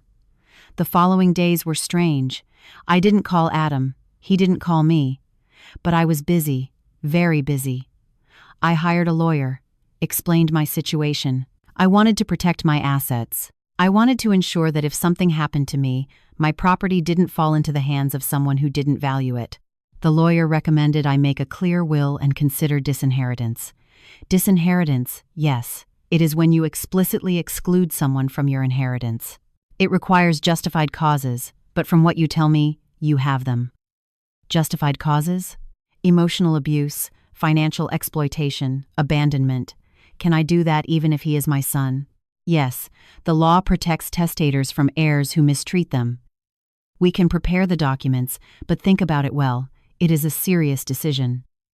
I thought about it for days, sleepless nights. Was this the right thing or was it revenge? No, it wasn't revenge. It was protection. It was dignity. It was saying, enough. I authorized the documents. While the legal papers were being prepared, I decided to investigate something that had been bothering me. Adam had been working late for months. Kayla was pregnant with her second child in less than 2 years, but there was something in their relationship that didn't fit. Something false, something broken. I hired a private investigator. I wasn't proud to do it, but I needed to know the truth. I want you to follow my son. I want to know what he does when he says he's working late. I want to know if he is faithful to his wife. The investigator accepted. It was expensive, but I had to know. 2 weeks later, he summoned me to his office. Mrs. Sawyer, I have the results. He handed me a thick manila envelope, full of evidence. I opened it with trembling hands. Photos, dozens of photos. Adam coming out of motels. Adam with different women. Adam kissing someone who wasn't Kayla. Messages, screenshots of conversations where he spoke badly of his wife, where he called her a gold digger, where he planned encounters with other women. He's cheating on her, said the investigator. With his secretary. He sees her regularly. I felt nauseous, not just for the infidelity, but because this man who lied and betrayed, was my son. The boy I had raised with values, with respect, with love. Where had I failed? Do you need additional copies? The investigator asked. Yes, several copies, because I knew I was going to need them. I left that office with evidence that would destroy my son's marriage, with proof that the perfect father, the devoted husband, was a lie. And I felt strange, not happy, not sad, but resigned, because this confirmed something I had known for some time. Adam wasn't the man I thought I had raised. He was a stranger, a cruel, manipulative, unfaithful stranger, and I couldn't keep protecting him anymore. I couldn't keep being complicit in his behavior. I arrived home, sat on the patio with my coffee mug, the envelope of evidence on my lap, and made a decision. I wasn't going to confront him in private. I wasn't going to give him the opportunity to lie, to manipulate, to convince me I was wrong. I was going to wait for the perfect moment, the moment where he was surrounded by everyone, where he couldn't hide, where he had to face the consequences of his actions. And that moment, I knew in my bones, would arrive soon. March arrived, and with it, an invitation that surprised me. It was from Kayla, a text message. Alice, we are going to have an early celebration dinner at your house, a family gathering before the baby is born. My family is coming. I hope you can prepare something special. I'm sending the guest list and suggested menu. It wasn't an invitation, it was an order. A dinner at my house for her family, where I would cook as if I were the help. I read the message 3 times. I felt rage. I felt humiliation. I felt pain. But I also felt something else. Opportunity. I replied. Of course, Kayla, it will be a pleasure, because I knew that dinner would be the perfect stage for what was to come. The moment where everything would change. The moment where Alice, the submissive and silent mother, would become Alice, the woman who reclaims her dignity. It was close, very close, and I was ready. The days leading up to the dinner were strange. I moved like in a movie, knowing how it would end, but still living every scene with intensity. Kayla sent me messages constantly, orders disguised as suggestions. Alice, can you make fruit punch, but non-alcoholic for my pregnancy? Alice, my mom is allergic to shellfish. Make sure not to use any shrimp. Alice, do you have enough chairs? We're going to be 20 people. 20 people in my house celebrating. What exactly? It wasn't New Year's yet. It was March. But I understood. It was a show of power. Kayla marking territory, saying, "This house will soon be mine." I responded to every message with kindness. Sure, Kayla, don't worry. Everything will be perfect. And it would be, but not in the way she expected. While I cooked, while I cleaned, while I prepared my house to be invaded by strangers, I also prepared something more important. The legal documents arrived. The lawyer delivered them to me in person. Mrs. Sawyer, here are the disinheritance papers. They are already signed by you and by me as witness. I registered them with the notary this morning. They are official. I took the envelope. It weighed little, but it contained everything. My freedom, my dignity, my last word. And the other package? Here it is. The copies of the infidelity evidence organized chronologically. Photos, messages, dates, places, 2 envelopes, 2 truths, 2 bombs that would destroy the farce Adam had built. Are you sure about doing this? Asked the lawyer. Once you make it public, there is no going back. I'm sure. Good. Do you need anything else? Yes, one more thing. I explained what I needed. He nodded. I'll have it ready for tomorrow. The night before the dinner, I couldn't sleep. Not from nerves, but from clarity. I sat on the patio with my coffee mug, the same mug that had accompanied me for 35 years, my mother's mug, and spoke to her as if she could hear me. Mom, I know you wouldn't like what I'm going to do. You always taught me to forgive, to be patient, to love without conditions. The wind moved the leaves of the orange tree, the same tree under which Robert and I used to sit. But you also taught me to respect myself, to not let anyone trample me, and that is what I have allowed for years. I drank my coffee. It was cold, but I didn't care. Tomorrow I'm going to do something that is going to cost me everything. I'm going to lose my son, definitely. But I'm also going to recover myself. I looked at the stars, the same stars Robert and I looked at when we planned Adam's future. Robert, forgive me. I know you wanted me to take care of our son always. But the son we raised doesn't exist anymore. The man he became. You wouldn't recognize him. I don't recognize him anymore. A tear rolled down my cheek. Just one, because I didn't have many left. Tomorrow I recover my dignity. Tomorrow I recover myself. The morning of the dinner dawned gray, as if the sky knew what was coming. I got up early, showered, dressed with care, not something elegant, but something comfortable, something that made me feel like myself. Then I started with the preparations. I cooked every dish Kayla had requested: pot roast, green beans, mashed potatoes, apple pie, homemade rolls. I did everything with care, with love even, because this wasn't food for them, it was for me. My last demonstration that I could do things right, that I was sufficient. By 5 p.m. everything was ready. The table set, the food hot, the house spotless. And the 2 envelopes, the envelopes that would change everything, were hidden in my bedroom, waiting for the perfect moment. The guests started arriving at 6. First, Kayla's family, her parents, Richard and Patty, elegant with that air of superiority that old money gives.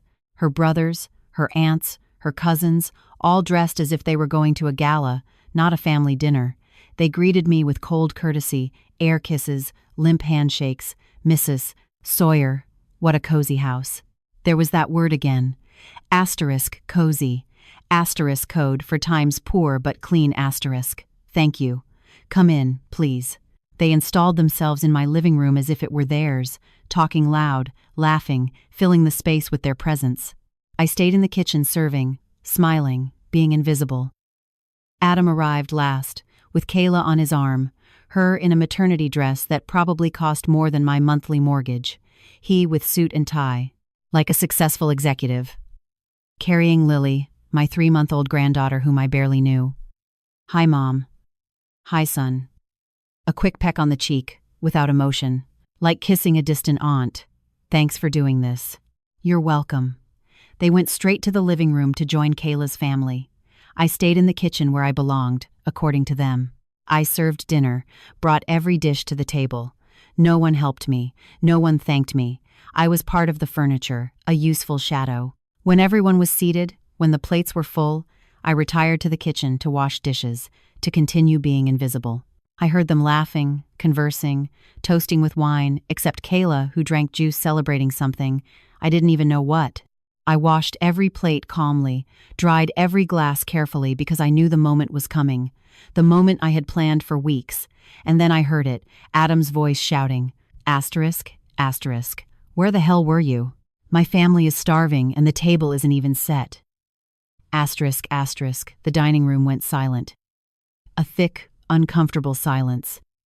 My heart beat fast, but not from fear, from anticipation. I came out of the kitchen, walked slowly toward the dining room. Everyone was looking at me, some with surprise, others with poorly disguised amusement. Adam was standing, face red, fists clenched, as if I had committed an unforgivable crime. What's wrong, son? I asked with a calm voice. The table isn't set. Everyone is waiting and you are there hiding in the kitchen. I looked at the table. It was perfectly set. Plates, silverware, glasses, napkins, everything in its place. The table is set, Adam. No, it's not. It's missing. It's missing. He stopped. He realized. Nothing was missing. He was just looking for an excuse to humiliate me. Kayla laughed. A sharp, cruel laugh. What an incompetent mother-in-law. She doesn't even know when a table is ready. Kayla's family laughed with her, some openly, others behind their hands. And there, in that moment, something inside me crystallized. I didn't feel pain anymore. Didn't feel humiliation. Didn't feel fear. I felt power. The power of someone who has nothing left to lose. I took a deep breath, held my coffee mug, the same mug that had sustained me through all the storms of my life. "You're right," I said with a clear voice. "I am incompetent." Everyone looked at me surprised that I agreed. I am so incompetent that I worked 35 years to give my son an education. So incompetent that I paid for his entire wedding. So incompetent that I gifted him a condo and a car. The silence became heavier. So incompetent that I let myself be trampled, that I let myself be used, that I confused love with submission. Adam paled. "Mom, what are you doing?" But you know what? I am not that woman anymore. I am no longer the mother who says yes to everything, who swallows her dignity, who makes herself invisible so you can shine. I approached Adam, looked him straight in the eyes. "I have something for you, son. Something I have been saving." I went to my bedroom. Everyone waited in tense silence. I took the 2 envelopes, returned to the dining room. "This," I said, handing him the first envelope, "are legal documents, disinheritance documents. They are already signed, already registered with the notary." Adam opened the envelope with trembling hands, took out the papers, read them. His face went from confusion to shock to panic. "What? What is this?" "It is what it says. I am disinheriting you. This house," I pointed around, "is worth $2.5 million. The car you use is in my name. All my assets are protected and you no longer have a right to any of it." "You can't do that." "Yes, I can, and I already did. The law allows me to disinherit children who have mistreated me, and I have evidence of years of emotional abuse, financial exploitation, abandonment." Kayla stood up. "This is ridiculous. She is crazy." "Crazy?" I looked at her. "No, Kayla. Crazy was tolerating your cruelty for years." But I woke up. I handed her the second envelope. "And this is for you." She opened it, took out the photos, the messages, the evidence of Adam's infidelity. Her face changed from arrogance to horror. "What? What is this?" "It's your husband. The father of your daughter. The father of your baby on the way. With other women. In motels. Cheating on you for months." The photos scattered on the table. Everyone saw them.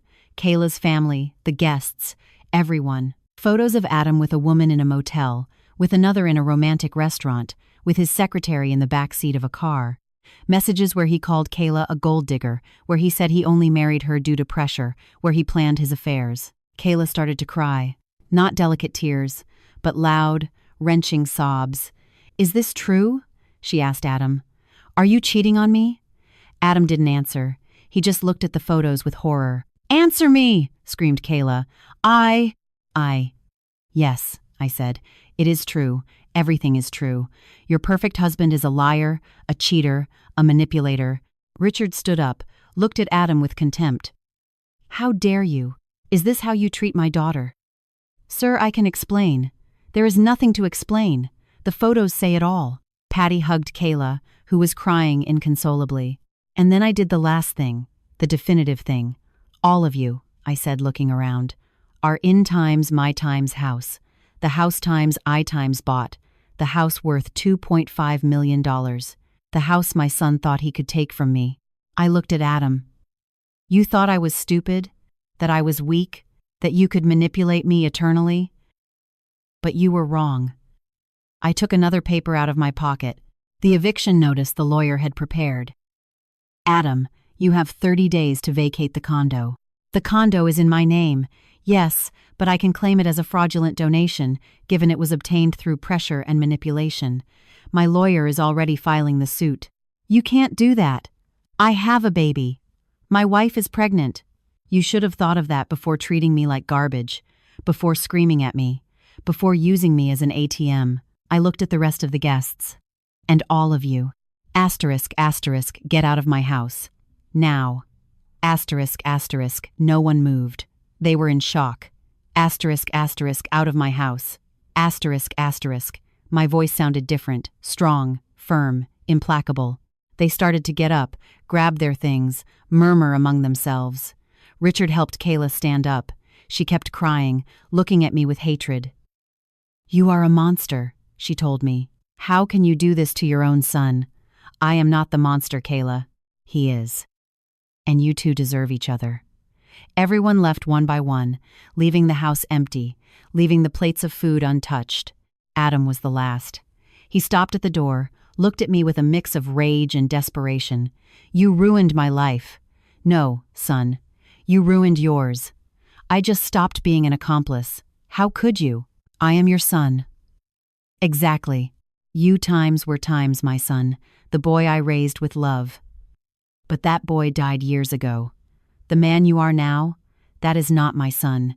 He is a cruel stranger. You are going to regret this." "No, the only thing I regret is waiting so long to recover my dignity." He left, slammed the door, and I stayed alone in my house. In my time's house. I sat in the dining room, surrounded by plates full of cold food, evidence of a celebration that never happened. I took my coffee mug, already empty, but still there, still with me, and I smiled. It wasn't a happy smile. It was a smile of relief, of liberation. I had lost my son, maybe forever, but I had recovered something more important: my peace, my dignity, my soul. And for the first time in years, in decades perhaps, I felt complete. That night, after cleaning everything, I sat on the patio under the stars with my mug of fresh coffee and spoke to Robert. "I did it, my love. I did what I had to do.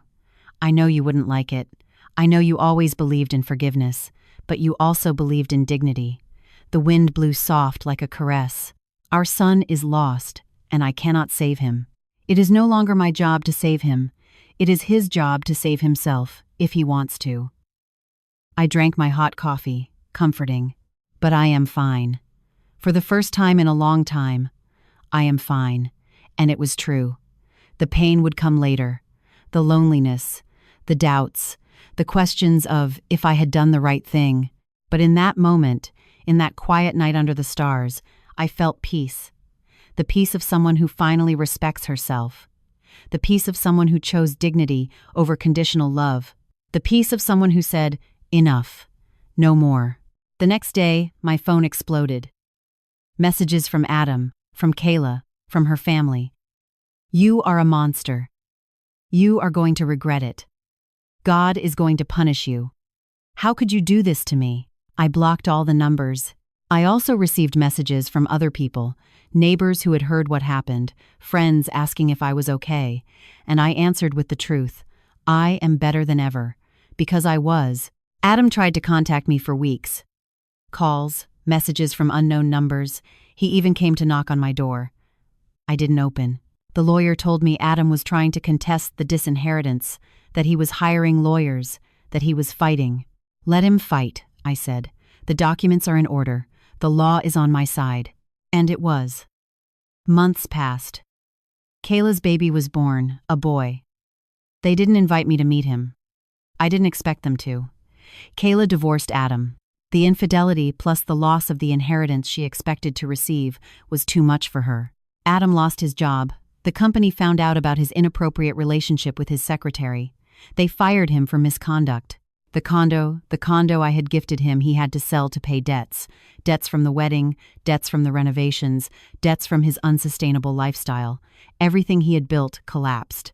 And I, not with joy for his fall, but with the tranquility of someone who did the right thing for herself. 6 months after that dinner, I received news of Adam, not from him directly, but from a neighbor who had seen him. "Alice, I saw your son the other day. He looks different. Gaunt, sad." I didn't ask more, but curiosity pricked me. Through common acquaintances, I found out how his life had fallen apart. The divorce with Kayla was brutal. She got full custody of Lily and the baby, a boy named Mason. Adam could only see them with supervision. Every 2 weeks for 2 hours, Kayla made sure everyone knew the reason for the divorce, the infidelities, the lies, the manipulation. In the social circles where Adam moved, where reputation was everything, he was marked, No one wanted to hire him. No one wanted to associate with him. The man who had betrayed his pregnant wife. The man who had used his mother. He lost the condo in July. He sold it for $180,000, well below its real value, because he needed the money urgently. With that money, he paid debts, the wedding still pending, the renovations he never finished paying, the credit card loans he had accumulated maintaining a lifestyle he couldn't afford. When everything was paid, he had barely $20,000 left. He moved to a small apartment in an area he would have considered unacceptable years ago. A humble place, like the house where he grew up, like the life he tried to leave behind. He tried to get a job, but his reputation preceded him. Companies investigated, found the rumors, the reasons for his previous firing inappropriate conduct with a subordinate. No one wanted that kind of trouble. Months passed. His savings ran out. He had to pay alimony and child support, $2,000 monthly for 2 children more than he had left after paying rent and basic expenses. He started falling behind. Kayla sued him. The judge warned him that if he didn't pay, he would go to jail. One afternoon in November, almost a year after that dinner, someone knocked on my door. It was Adam. He looked terrible. Thin, dark circles under his eyes, wrinkled clothes, hair uncut. He was no longer the neat and arrogant executive. He was a broken man. Mom. His voice cracked, saying that word. Something in my chest contracted. Not from pity, but from recognition. From the pain that comes when you see someone you loved destroyed. Adam. Can I talk to you? I should have closed the door. I should have kept my boundaries. But something, maybe curiosity, maybe the remnants of maternal love that never dies completely, made me nod. 5 minutes. We entered. He sat on the sofa, the same sofa Kayla had called old and ugly. I sat across from him with my coffee mug, always my coffee mug. Mom, I come to apologize. I looked at him without expression, waiting. I was a terrible son. I treated you badly. I used you. I humiliated you. And now I am paying for it. Are you here because you regret it or because you need something? He shrank as if my words were physical blows. Both. I regret it truly, but I also need help. Of course. I'm broke, Mom. I don't have a job. I can barely pay child support. I'm going to lose my apartment. I don't have anywhere to go. And you come to me after everything? I don't have anyone else. Kayla hates me. Her family hates me. My friends. Everyone disappeared when I stopped having money. There was the hardest lesson. The friends he had weren't real. They were transactional relationships, like everything in his life. And what do you expect me to do? I don't know. Whatever. Let me stay here a few days, just until I recover. I beg you. I observed this man, my son, the boy who had been my world, the man who had destroyed me, and I felt nothing. Neither love nor hate, just indifference. No. What? No. Adam, you can't stay here. I am not going to help you. But Mom, I'm your son. No. After everything, you made your choices. Now live with the consequences. Is that what you want? I don't want anything for you, Adam. Neither good nor bad. Simply, it is no longer my problem. I am your son. You times were times, my son. The son I raised died years ago. You are another person. Someone I don't recognize. He cried. Real tears of desperation, of panic. Please, please, Mom, I beg you. But I had already cried all my tears for him. I had already begged for his love. I had already given everything. The 5 minutes are up. Get out, Adam. Mom, get out! And don't come back. He left, dragging his feet. Defeated. Broken. I closed the door, leaned against it, and breathed. I didn't feel triumph, didn't feel satisfied revenge. I just felt peace.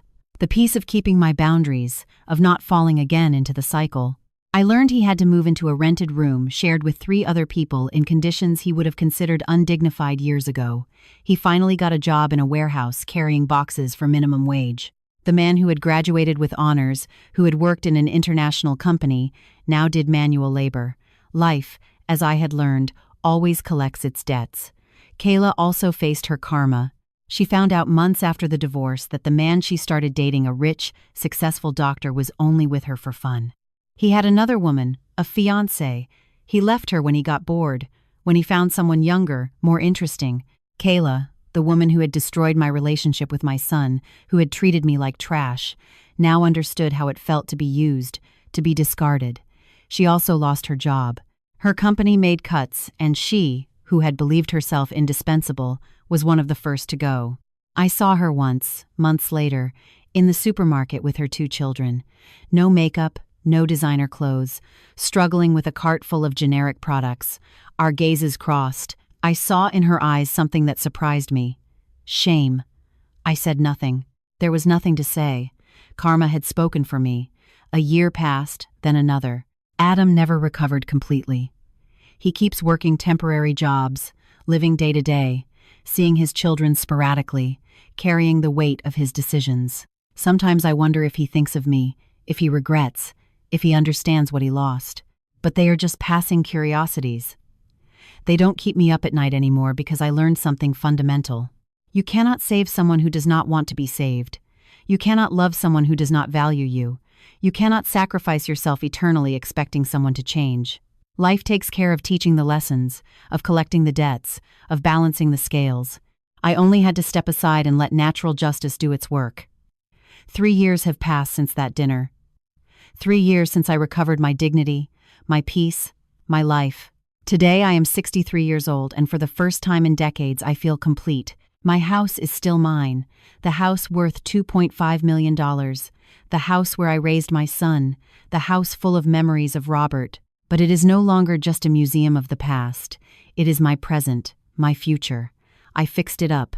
I painted the walls with colors, times like. I changed some furniture, not because someone told me they were old, but because times wanted to. I planted new flowers in the garden, roses, jasmine, sunflowers that follow the sun, like me, following the light after years of darkness. I went back to tutoring, but now for pleasure, not necessity. Neighborhood kids who need help, whom I charge little or nothing, because I learned that money is not the most important thing, dignity is. I joined a group of women my age. We meet on Saturdays, drink coffee, talk, laugh. Some are widows like me, others divorced, others single. But we all share something. We learn that our worth does not depend on others, not on children, not on husbands, not on anyone. We depend on ourselves. Adam. I haven't heard from him in 2 years.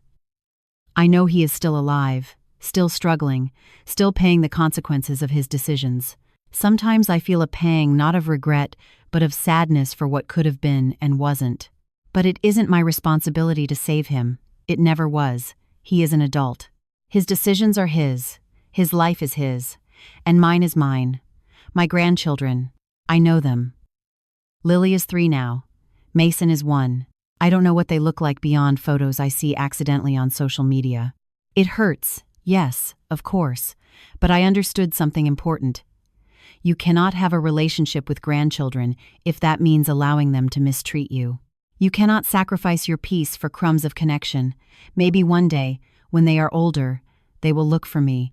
They will want to know my version of the story, and I will tell them without resentment, without manipulation, just the truth. That their father was loved unconditionally, that he received everything, but that he chose the path of ingratitude, and that I chose the path of dignity. I updated my will. The house, when I die, will be donated to a foundation for women victims of domestic violence, women who need a place to rebuild their lives, because I understood that abuse isn't just physical, it is also emotional. It is also manipulation, control, humiliation disguised as love. And we all deserve to escape that. My heritage will not go to someone who shares my blood. It will go to those who need it, to those who will value it. Because family is not just genetics. It is choice. It is respect. It is true love. Every morning I wake up with gratitude, not for what I have, but for what I let go. I let go of guilt. I let go of the obligation to be a perfect mother for an imperfect son. I let go of the need to be loved by someone who doesn't know how to love, and I found something better. I found myself. Sometimes, on quiet nights, I sit on the patio with my coffee mug, the same mug that has accompanied me for 38 years, my mother's mug, and I speak to Robert. I did it, my love. I survived. Not only that, I lived. Finally, I lived. The wind blows soft, the stars shine, and I feel that he hears me. Our son chose his path. I chose mine. And I don't regret it. I drink my hot coffee, comforting, familiar. Thanks for the years we had, for the love you gave me, for the son we raised together. But now is my time, my life, my peace. If my story touched your heart, if it made you reflect on your own boundaries, on your own dignity, then it was worth telling. Because I am not here to give lessons. I am here to share a truth. Sometimes loving means letting go. Sometimes being a good mother means letting your son face the consequences of his acts. Sometimes the greatest show of self-love is saying, no more. And that doesn't make you a bad person. It makes you human. It makes you brave. It makes you worthy. Today, while I write these final words, I sit in my garden surrounded by flowers I planted with my hands, in my house, which is times mine asterisk, with my coffee mug that has seen me cry and laugh and be reborn. And I smile, not because my life is perfect, but because finally, it is mine. Not because my son changed, but because times changed. Not because I have everything I wanted, but because I have the most important thing, my peace, my dignity, my self-love. And that, I discovered, is worth more than any inheritance, more than any relationship, more than anything. To you who listen to me until the end, I tell you, don't let anyone, not even your own blood, take your peace. Don't confuse love with submission. Don't sacrifice your dignity expecting others to change, because the only person you can change is you. And sometimes the bravest act isn't staying. It's leaving. It's closing the door. It's saying, I loved you, but I love me more. That is my story, my truth, my lesson. If it helps a single woman open her eyes, recover her voice, reclaim her life, then every tear, every pain, every loss will have been worth it. Thanks for listening until the end. If this story touched your heart, subscribe and hit the bell to hear more stories of women who transformed their pain into wisdom. Every day, a woman, a life lesson. Share this story with someone you love. Sometimes a story like this can change a whole day. God bless you, and until next time. Yeah.